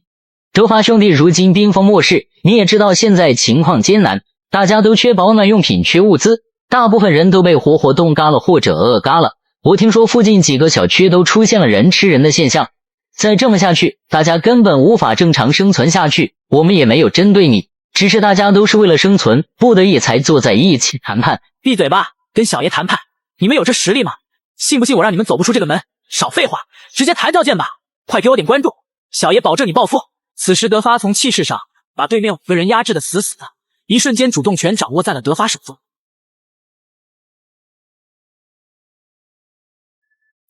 我让你们笑，带着笑声去地狱。全球冰封寒潮末世求生，附近几个小区代表约德发和谈，被德发的威严震慑住了。行了，说说吧，让我听听你们想要什么。德发先生，我们想要的就是一些必备的生活物资，首先是食物，其次是取暖所用的物资。德发先生，您看可以吗？如今末世，大家现在的物资全都不够用呀。德发也没有多说什么，立马把 RPG 就放到了桌子上，顿时5个代表脸色大变，下意识的想要逃走。德发，别冲动，千万别冲动，你这是想干嘛？就算你把我们都给嘎了，附近几个小区的人也不会放过你的呀。对呀，德发先生，你有什么不满意，可以对我们说，我们可以慢慢谈。你们怕什么？我只是觉得这东西有点碍事，拿出来扔桌子上放放，大家别紧张嘛。但是你有句话说的不对，如今放眼整个末世圈，谁不知道我张德发？就凭几个蝼蚁想动我，来再多我也不怕。好了，你们大家继续谈吧。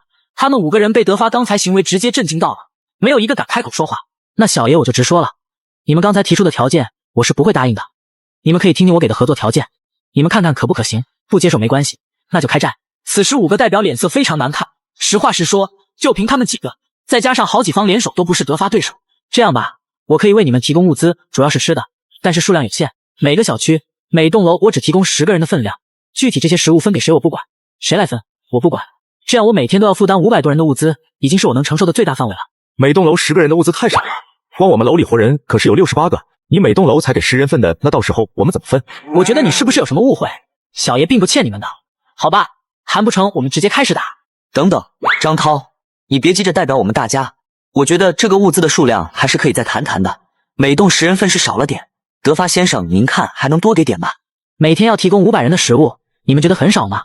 行吧，觉得少那好，小爷我啥也不给了，满意了吧？刘伟看了看旁边张涛和陈启明，急忙对德发说道：别呀，德发先生，我们不嫌少了，您可以先说说别的条件。行吧，接下来就是我为你们提供物资，但是小爷的物资不是白拿的。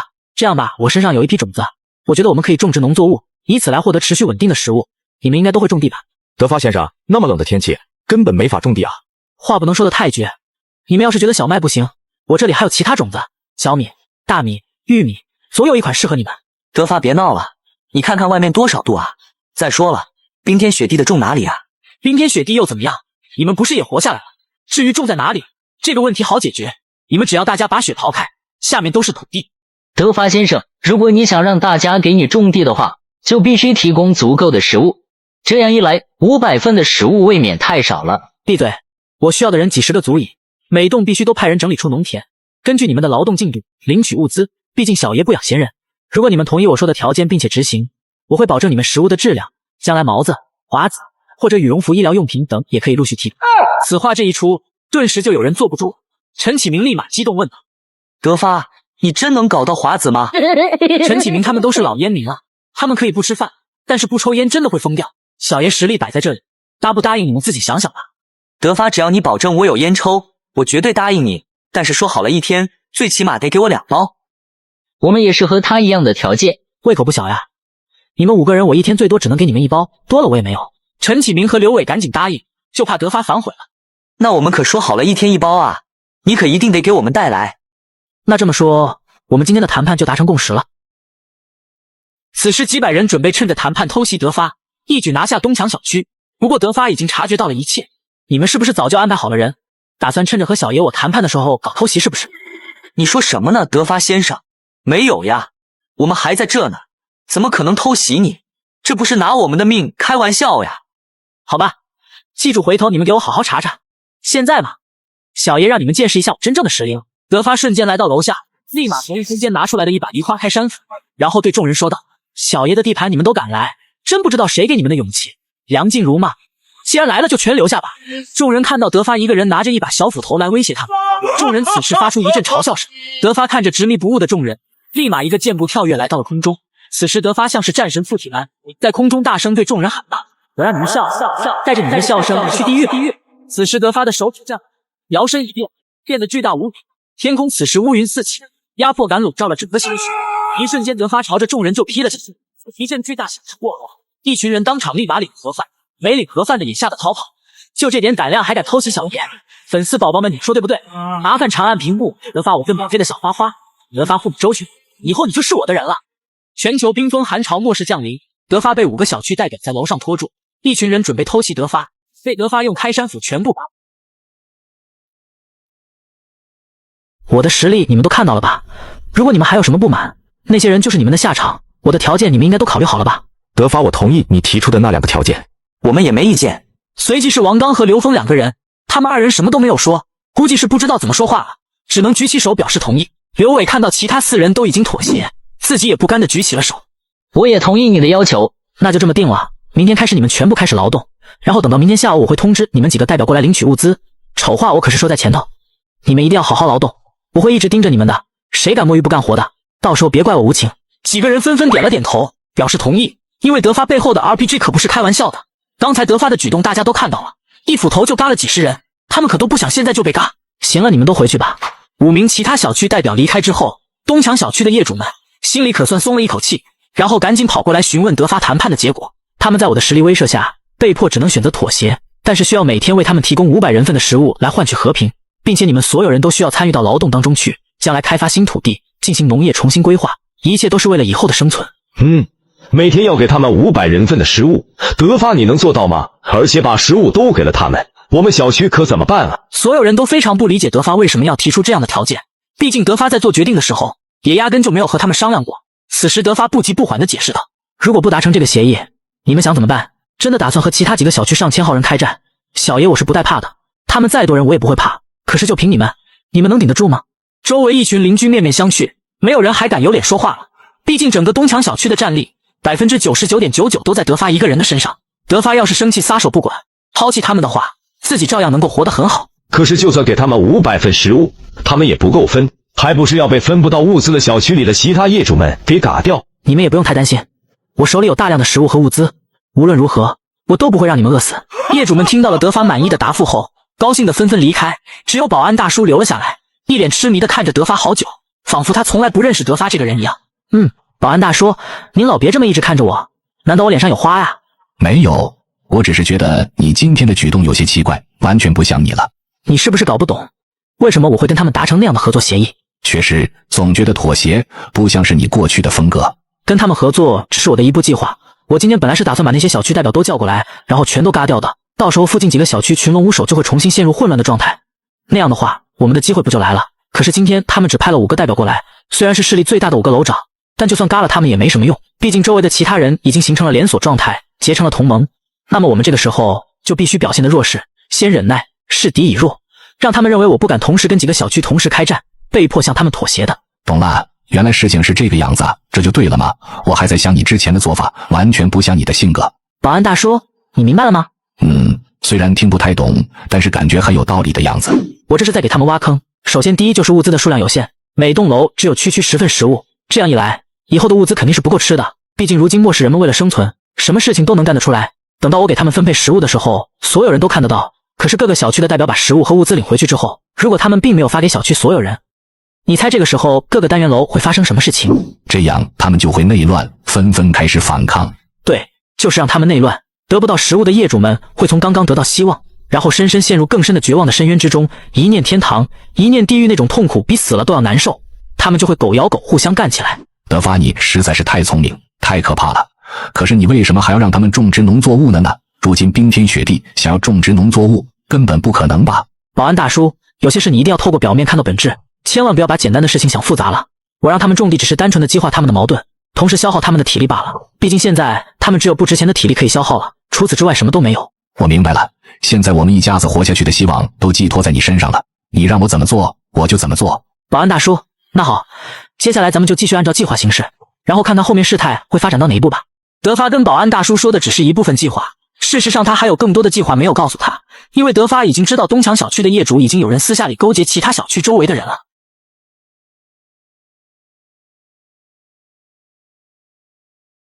全球冰封寒潮末世求生，重生后我花1个亿打造了末世堡垒。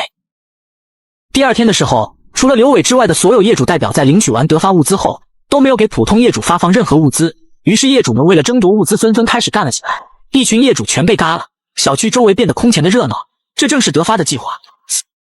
此时德发走出小区，眼前的景象让他也忍不住震惊，小区周围雪地上躺了好几十具昆体，可以想象昨天夜里经历了怎样一场人性的物资争夺战。东墙小区的业主们站在门口，所有人都被眼前一幕震惊到了。德发，今天还用种植劳动吗？德发看了一眼保安大叔，又看了一眼旁边的那些业主们，然后不屑地说道，如果你们不想像他们一样成为一具昆体的话，就必须听我的指挥，全部投入到劳动中。还是那句话，小爷不养闲人。业主们心里在想，比起这些被嘎掉的，他们简直活得太好了，最起码不用去拼命争夺那为数不多物资，不就是劳动？如今末世能生存就行，其他的不重要了。是，德发大哥，我们马上就开始劳动，马上就开始干。德发，附近其他小区貌似没有人出来劳动的，要不要我通知他们出来？我看到了。你觉得他们现在还有空去劳动吗？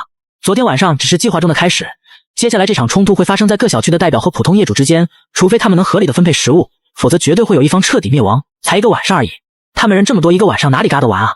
德发，那我们接下来的计划怎么做？这件事跟我们有什么关系？让他们互相嘎吧。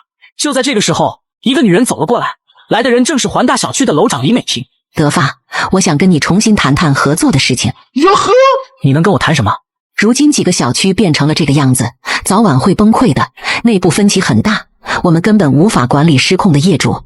即便你有再多的物资，将来也肯定会有人仗着武力多拿，这样一来分配不到的人就会反抗，内部矛盾就会一直被激发，然后所有人被嘎的会越来越多。然后呢？你说这么多，到底想表达什么？德发他能不知道会是这样一个结果吗？因为如今景象就是他一手策划的。我来帮你用系统的管理方式来管理附近小区，这个模式好的话，甚至别的地方也可以用到。如今是末世，全球的管理体系全都陷入混乱，哪怕我们建立一个国家都不成问题。由你来当这个领导者，我来给你当参谋，你觉得怎么样啊？你这计划好牛呀，可是我没兴趣。你这么厉害，你怎么不上天呢？你说的话小爷不想听。可是再继续下去，说不定哪一天我们也会被嘎的。等等，把那个门字给我去掉，是你们会被嘎，我德发可不会。你说说，你一个女人在如今末世，一个人很难生存下去，你老公呢？早就分了。哦，原来是孤家寡人啊。我不是孤家寡人，我还有一个女儿，她在米国留学，我的生活不需要依靠男人。分了之后，我自己带着她，从一开始给别人打扫卫生，在餐厅做饭，一步步走到今天，最后成了一家准上市公司的总裁。我不比你们任何一个男人差。德发，如果你因为我这个原因不跟我合作，那一定是你的损失。哟呵，给你科普一下啊，只有集团性质企业的一把手才能叫总裁，你这样不知名的小公司一把手只能叫老板。话不能这么说，谁也没有规定总裁只能是集团的一把手吧？行吧，小爷不和你犟，那你继续当你总裁吧，有本事别吃我提供的食物呀。行了，我先走了。此时德发回到堡垒，立马拿起手机给刘伟打去了电话。刘伟啊，我想知道你们小区的业主为什么没有因为食物的问题干起来，其他小区都因为食物的分配问题已经干起来了，唯独你们小区没有发生这种状况，我就是有点好奇，你是怎么隐瞒了这个消息的？德发，我根本就没有隐瞒任何消息，从一开始我就把谈判的结果告诉了我们小区的所有业主。这个结果完全出乎了德发的预料，德发他很意外，刘伟敢这么做就不害怕小区内部出现动乱吗？明明每栋我就给了10人份的食物，根本不可能让你们所有人都生存下去，可他们为什么不动乱？刘伟似乎猜到了德发质疑他的问题，然后无比平静地说道：我们这小区里的所有人都不希望自己失去人性，所以有10份饭我们就平分来吃，有1份饭我们同样分着来吃。可是你们这样做是在自取灭亡呀，到最后可能一个人也活不下来，别以为自己很聪明，可实际上你却做了最愚蠢的事。德发，那你能不能再帮帮我们？不可能，绝对没有这种可能。德发回答得非常坚决，不给对方留一点商量的余地。凭你的能力，完全可以拉拢一批亲信来瓜分利益，保证自己可以在末世当中生活得很好。可是你瞻前顾后，优柔寡断，什么都想保护，最后你会发现你什么也保护不了，因为你根本没有这个能力。你这么做就等于害了所有人，大家都是成年人，都要对自己做出的选择负责，这条路是你自己选的，那你就靠自己能力走下去喽。全球冰封寒潮末世降临，德发像平时一样给业主分配食物。此时张涛拿出了一把枪，立马对德发开枪，突如其来的偷袭让德发震惊不已，下意识的不知道怎么闪避。就在这个时候，保安大叔猛地跑过去挡在了德发的前面，连续给德发挡了好几枪，被打倒在地。在场来的几十人都是为了嘎掉德发而来的，他们都怨恨德发分配物资太少，把一切怪罪在德发身上，就连德发身边的菜鸡和阿坤都被他们收买了。全都给我杀，一起嘎了德发这个小可爱，只要嘎了他，他的食物和堡垒就是我们的。保安大叔，谢谢你救了我一命，接下来交给我，我会嘎光他们为你报仇。德发立马从异空间拿出加特林和 RPG， 对着他们就开始无差别射击。德发首先对着菜鸡和阿坤就是一顿扫射，因为德发最恨叛徒。此时德发已经被愤怒冲昏了头脑，见到有站着的人就扫射过去。怎么没人跟我说他有加特林呀？大家快跑，快跑啊！张涛和陈启明等人刚想跑，此时德发拿出 RPG， 一发火箭弹射出，一群人当场领了盒饭，还剩下几个人瑟瑟发抖的站在雪地里，举起双手，一脸惊恐和恳求。德发不管我们的事啊，我们只是过来打酱油的，拜托不要嘎我们，我发誓真的和我们没关系。此时的德发已经听不进任何鬼话，掏出手枪送他们你们盒饭。然后德发把枪口对准了还活着的最后一个人，正是昨天环大小区的楼长李美婷。李美婷此时吓得不行，眼泪流个不停，连忙向德发道歉。德发，求求你放过我，这件事真不是我的主意，我求求你，你要相信我，我还有一个女儿，我要是嘎了她怎么办呀？我还要等着她回来。德发冷冰冰地看着他，然后一声枪响送他领了盒饭。如果不是我有装备，我的下场肯定更惨。你们这些人早晚都会嘎，既然活着那么辛苦，还不如让我送你们解脱，我这也算做了件好事，你们应该感谢我才对。德发立马回到了保安大叔的身边。保安大叔，你醒醒，快醒醒！德发看着保安大叔的身上弹痕，子弹应该没有打中心脏。德发也不知道他还有没有的救。东墙小区的邻居们胆战心惊地站在那里，他们全都被德发刚才的表现给吓傻了，直到现在都不敢靠近。你们都给我过来，把保安大叔送到我堡垒去。我不管你用什么方法，一定给我救活保安大叔。你所需要的药物和医疗器械告诉我，我会全部提供给你。赵丽丽看了看保安大叔的身体后说道，情况很不乐观，受伤的位置都很危险，要是伤到了内脏的话，可能以现在的条件就没救了。你尽力吧，我真的不希望保安大叔就这么嘎了，他是为了救我才受伤的，也算是我的救命恩人。德发看了一眼病床，经过一晚上治疗，看着保安大叔身体恢复了许多，德发此时松了一口气，看样子保安大叔的命是保住了，这样他就不算是害死了自己的伙伴，用不着太愧疚。丽丽一晚上辛苦你了。他毕竟是因为救你受了伤，能帮上你的忙，我很开心。保安大叔的身体恢复的怎么样？需要多久能康复？还是说只是回光返照？他受的伤很重，其实一开始我都没把握救活他了。那后来是用了什么方法救活他的呢？本来他的心率都接近0了，可是突然之间他的身体似乎产生了什么变化，机体的活性迅速增强，他连伤口都快速愈合了。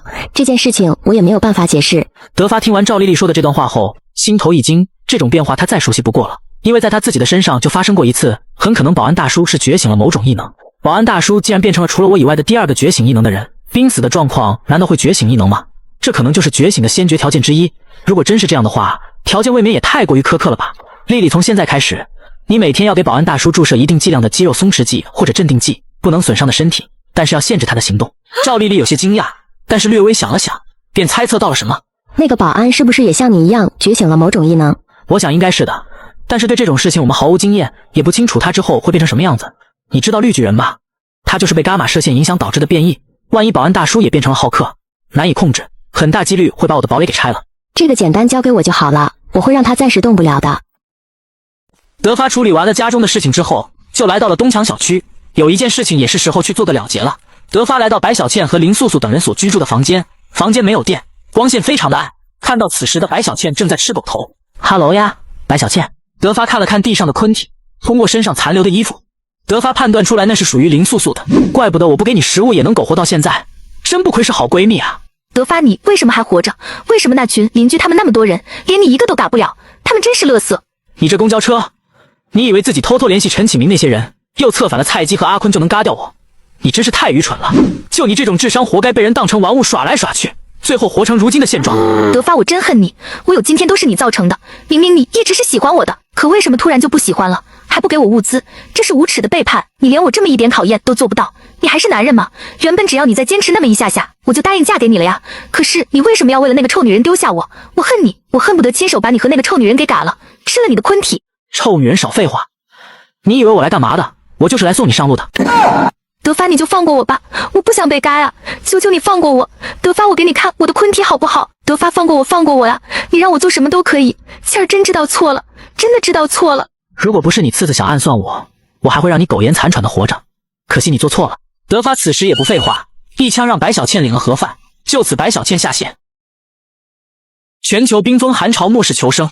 此时王建森跪在地上求德发饶命，还说要告诉德发一个好消息。德发兄弟，你别嘎我，我告诉你一个好消息。小朋友，你不要耍花招哟，不然我就马上嘎了你。德发大哥，你应该听说过江南首富高启强花10亿美金打造的超级堡垒吧？难道你知道这个堡垒在哪？这个消息你为什么要告诉我？我告诉你这个消息，就是为了跟你混。只要德发大哥收了我，我就帮你拿下这个堡垒。你把我当笨蛋呀？如果你真能拿下，你自己早就去拿下了，何必和我说？德发大哥，虽然我知道具体位置，可是现如今高启强是那里的主人，靠我一个人的力量根本夺不下来，因此我才来向你求助。只要你愿意收了我，提供给我物资，我就会不顾一切的支持你。既然是超级堡垒，哪有那么容易攻打下来？德发大哥，只要我帮助你，就一定可以拿下堡垒。我不光知道那个堡垒的位置，而且我还曾经进去过，里面的布防我都还记得。你要是敢骗我，后果你应该清楚吧？德发大哥，我说的都是真的，你要相信我。德发现在就嘚瑟吧，等老子把你骗过去，就和高启强联合起来嘎了你。说一说吧，你能帮助我什么？其实我和高启强关系不错，我把你的情况和他说了之后，他对德发大哥的手段和拥有的物资和武器也很感兴趣，所以我们可以里应外合，假装我把你骗过去，然后让高启强开门，到时候凭大哥你的本事解决他们，不是轻轻松松吗？我可以收你，但是想要我完全信任你，你就给我把这毒药吃了。放心，只要我们拿下高启强的堡垒之后，我就会给你解药。我的天，真的是毒药，我不要吃，我不要。德发你别过来，这可就由不得你了。事已至此，你吃也得吃，不吃也得吃。说完，德发就把毒药塞进了王建森的嘴里。好了，我暂时可以相信你了，接下来有什么事我会单独联系你的。保安大叔，你醒了，谢谢你救了我。德发幸好你这里有医生，不然我可真的嘎了。听说你把陈启明那些人都解决掉了，你真的太厉害了。一群蝼蚁罢了，不值一提。在我的火力压制下，就凭他们藏的那一把破枪，根本对我没有用。保安大叔惊讶不已，脸上尴尬极了。他当时豁出命去帮德发挡子弹，没想到却是白挡了。也怪我没有提前告诉你，谁能想到他们会突然就暴乱呢？幸好您没事，不然的话我会很自责的。不，我也没能帮上什么忙，还麻烦你救我。您能够有这份心，我已经很感动了。你好好养伤，剩下的交给我。我感觉自己现在全身有力气，但是用不出来，胳膊都抬不起来。再这个样子下去，不知道要麻烦你到什么时候。没事的，安心养伤，其他的交给我。德发和王建森找到了高启强的庇护所，然后用枪指着王建森说道：“这就是你说的那个堡垒，你过去把门给我打开。”你稍等一下，我这就给你开门。堡垒的控制室里，高启强站在监控前，盯着德发等人。此时王建森一直在磨磨蹭蹭不开门。德发他拿起手枪对准王建森说道：“敢耍小爷，信不信我现在就赶了你？”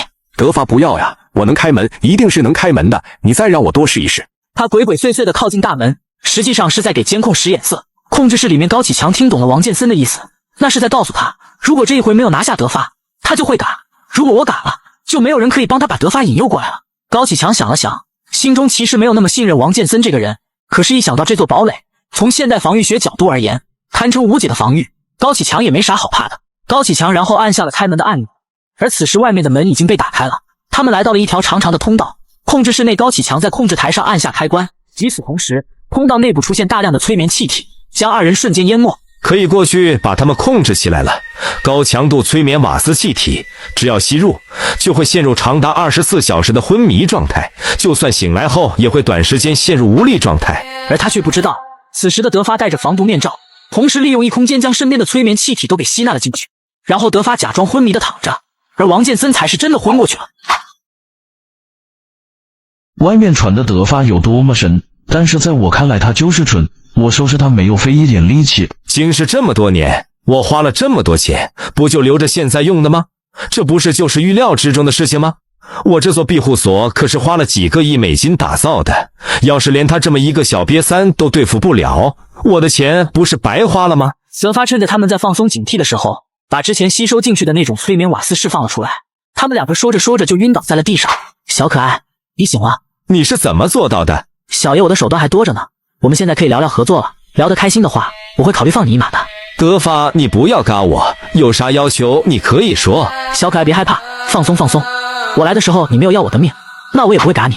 德发，我们可以谈谈，只要你不伤害我，要啥都可以。说白了吧，我来这里的目的就是希望能够在这里建立我的2号堡垒。你可以选择当我的小弟，我会考虑放过你的。你的目的就是搬过来住，你难道不想嘎掉我，然后做这里的主人吗？干掉你我有这个必要吗？不干掉你我也一样可以控制这里，打打杀杀都是野蛮人干的。我德发还是喜欢和平的。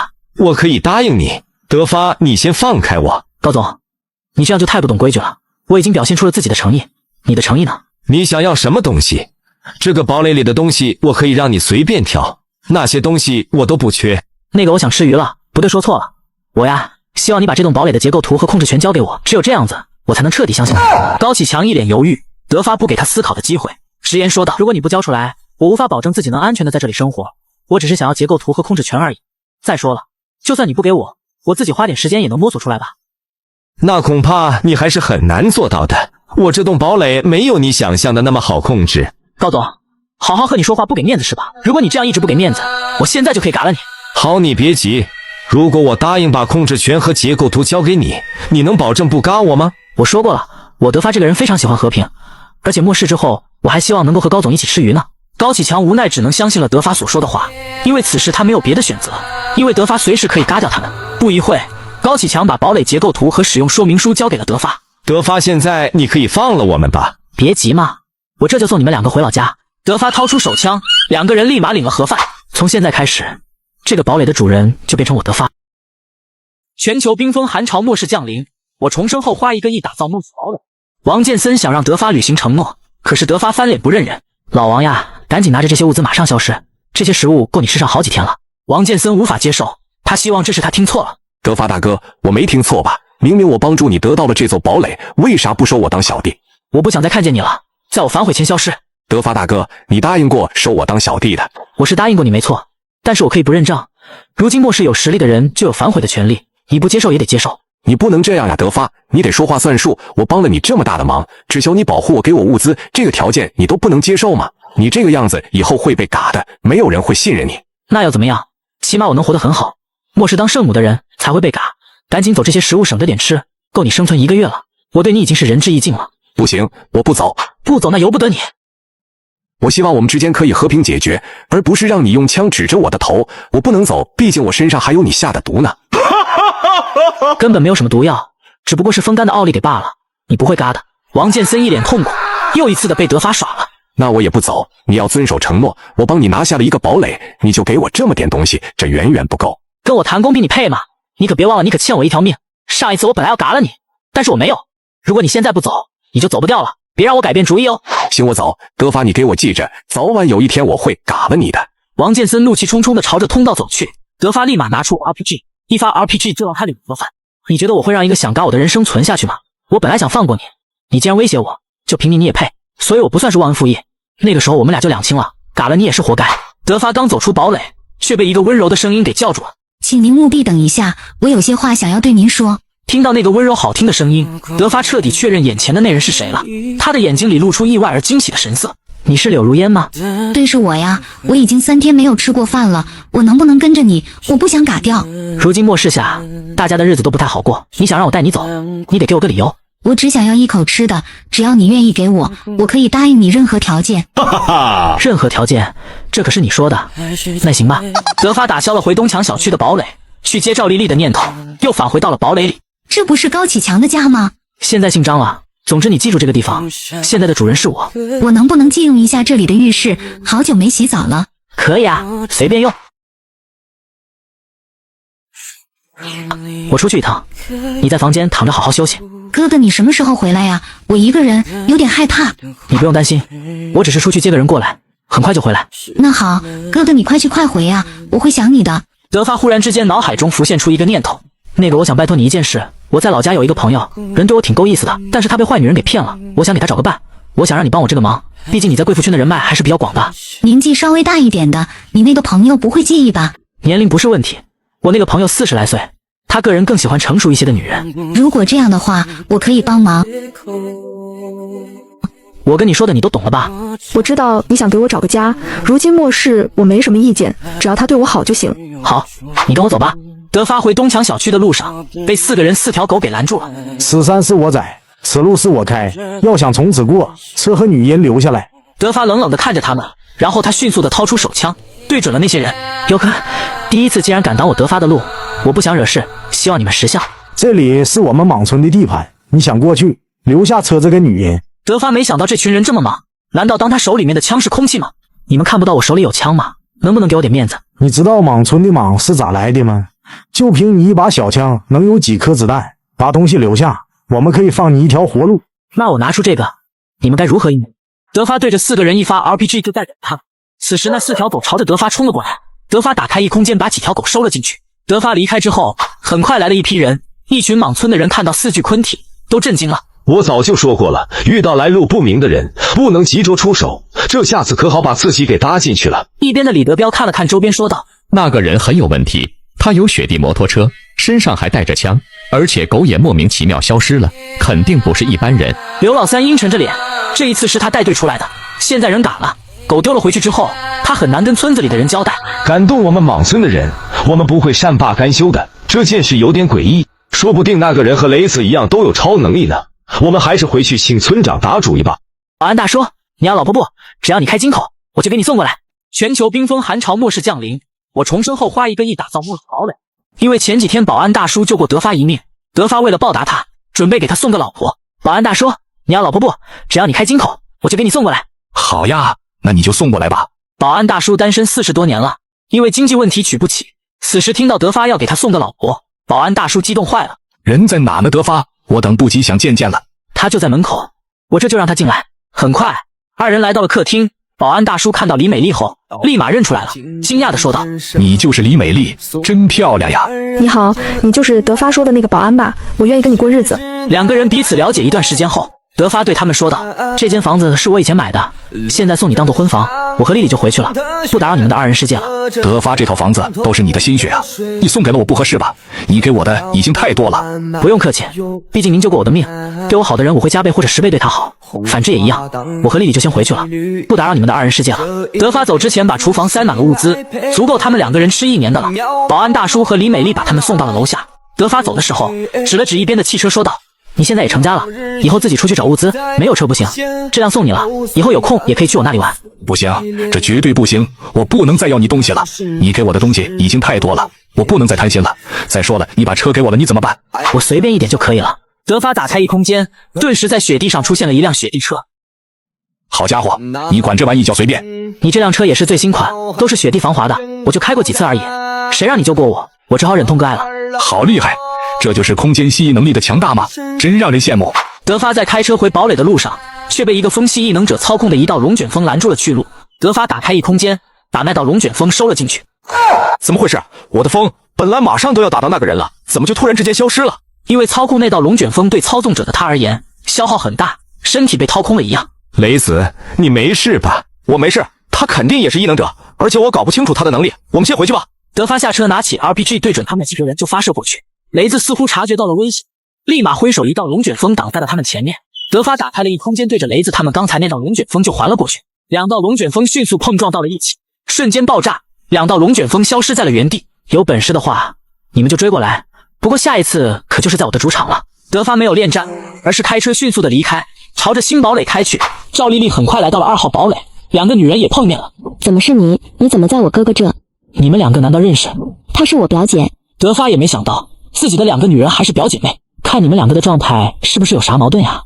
因为她是个戏子出身，京市很多人都在嘲笑我们赵家，甚至我自己也没少因为有个戏子表姐而被人拿来开玩笑。你说我能不生气吗？可是我喜欢演戏，我很享受被众星捧月的感觉，不行吗？有啥错？你要是靠演技成名就罢了，你自己靠什么活的？你自己没点数吗？好了，别吵了，从现在开始以前的身份和事情都过去了，你们只要记住你们现在是我德发的女人就够了。好了，你们去洗澡吧。第2天，一个陌生电话打破了这份安逸。德发看看陌生电话，啥也没想就挂断了。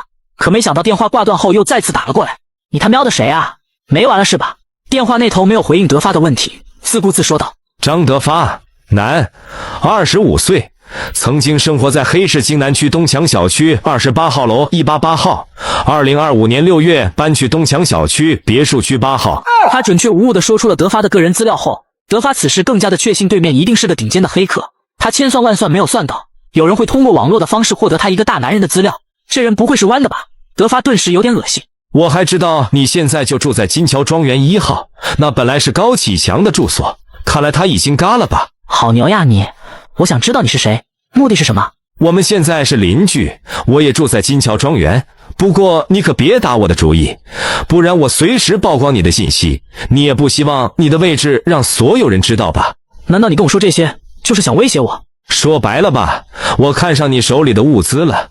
如今末世大家都朝不保夕，你还养着2个女人，也不差多养我这一个人。我希望你把手里物资分一部分给我。就凭这点东西就想威胁我德发吗？记得上一个威胁我的人，坟头草都1米高了，我又不是明星或者大人物，就算曝光出去也没啥影响。你要是想马上被嘎的话，尽管曝光出去，小爷不吃这一套。可是如果让所有人知道你手里掌握了大发发仓库丢失的所有物资，你觉得那时候的局面会是怎么样？你在说什么？我根本听不懂你在说啥。大发发仓库物资失窃和我有什么关系？我只不过是那里一个小主管罢了。都是明白人，别装了。那次仓库失窃跟你有关，哪怕你不是主谋，那么大的仓库，即便你只贪没了一个货架，都够你吃上1年了。我也不怕告诉你我的名字，企鹅集团马申腾，这个名字你应该听说过吧？德发肯定听说过呀，马申腾是国内信息领域首屈一指的大佬，这样一个人物，想要得到德发的信息，简直轻而易举。原来是马总，久仰久仰，怪不得可以黑掉我的手机。德发老弟，我也是不得已而为之。你手头的物资不少，既然能够养活2个女人，那多养一个我也不是问题。只要你提供给我维持生活的物资，我就帮你保守这个秘密，而且我还可以帮你维护网络安全，让你不再被人黑。你看怎么样？马总，你是在说笑话吗？你觉得我一个小主管有能力把一整个仓库搬空吗？德发老弟，凭借我多年来的阅历，你以为我没有凭据就会这么说吗？实话告诉你吧，通过你的手机网络得到的情报，大发仓库的物资我肯定一定在你手上。欠打的老家伙，看我不宰了你！德发知道事情藏不住了，只能附和的说道：马总，我手里的确有一些物资，但是大部分都被我卖了换钱，毕竟家里空间不大，不可能存放太多东西。这和我没关系，我只要结果，只要我把这些消息给你放出去，到时候肯定有数不尽的幸存者进攻你，到那时候就算你是猛虎移不过群狼吧。行，我可以提供给你一些物资，但是这件事要是有一点泄露，我会第一时间赶了你。德发老弟放心就行，规矩我懂，这件事除了我们2个人不会有第3个人知道，那我就当你答应了，合作愉快。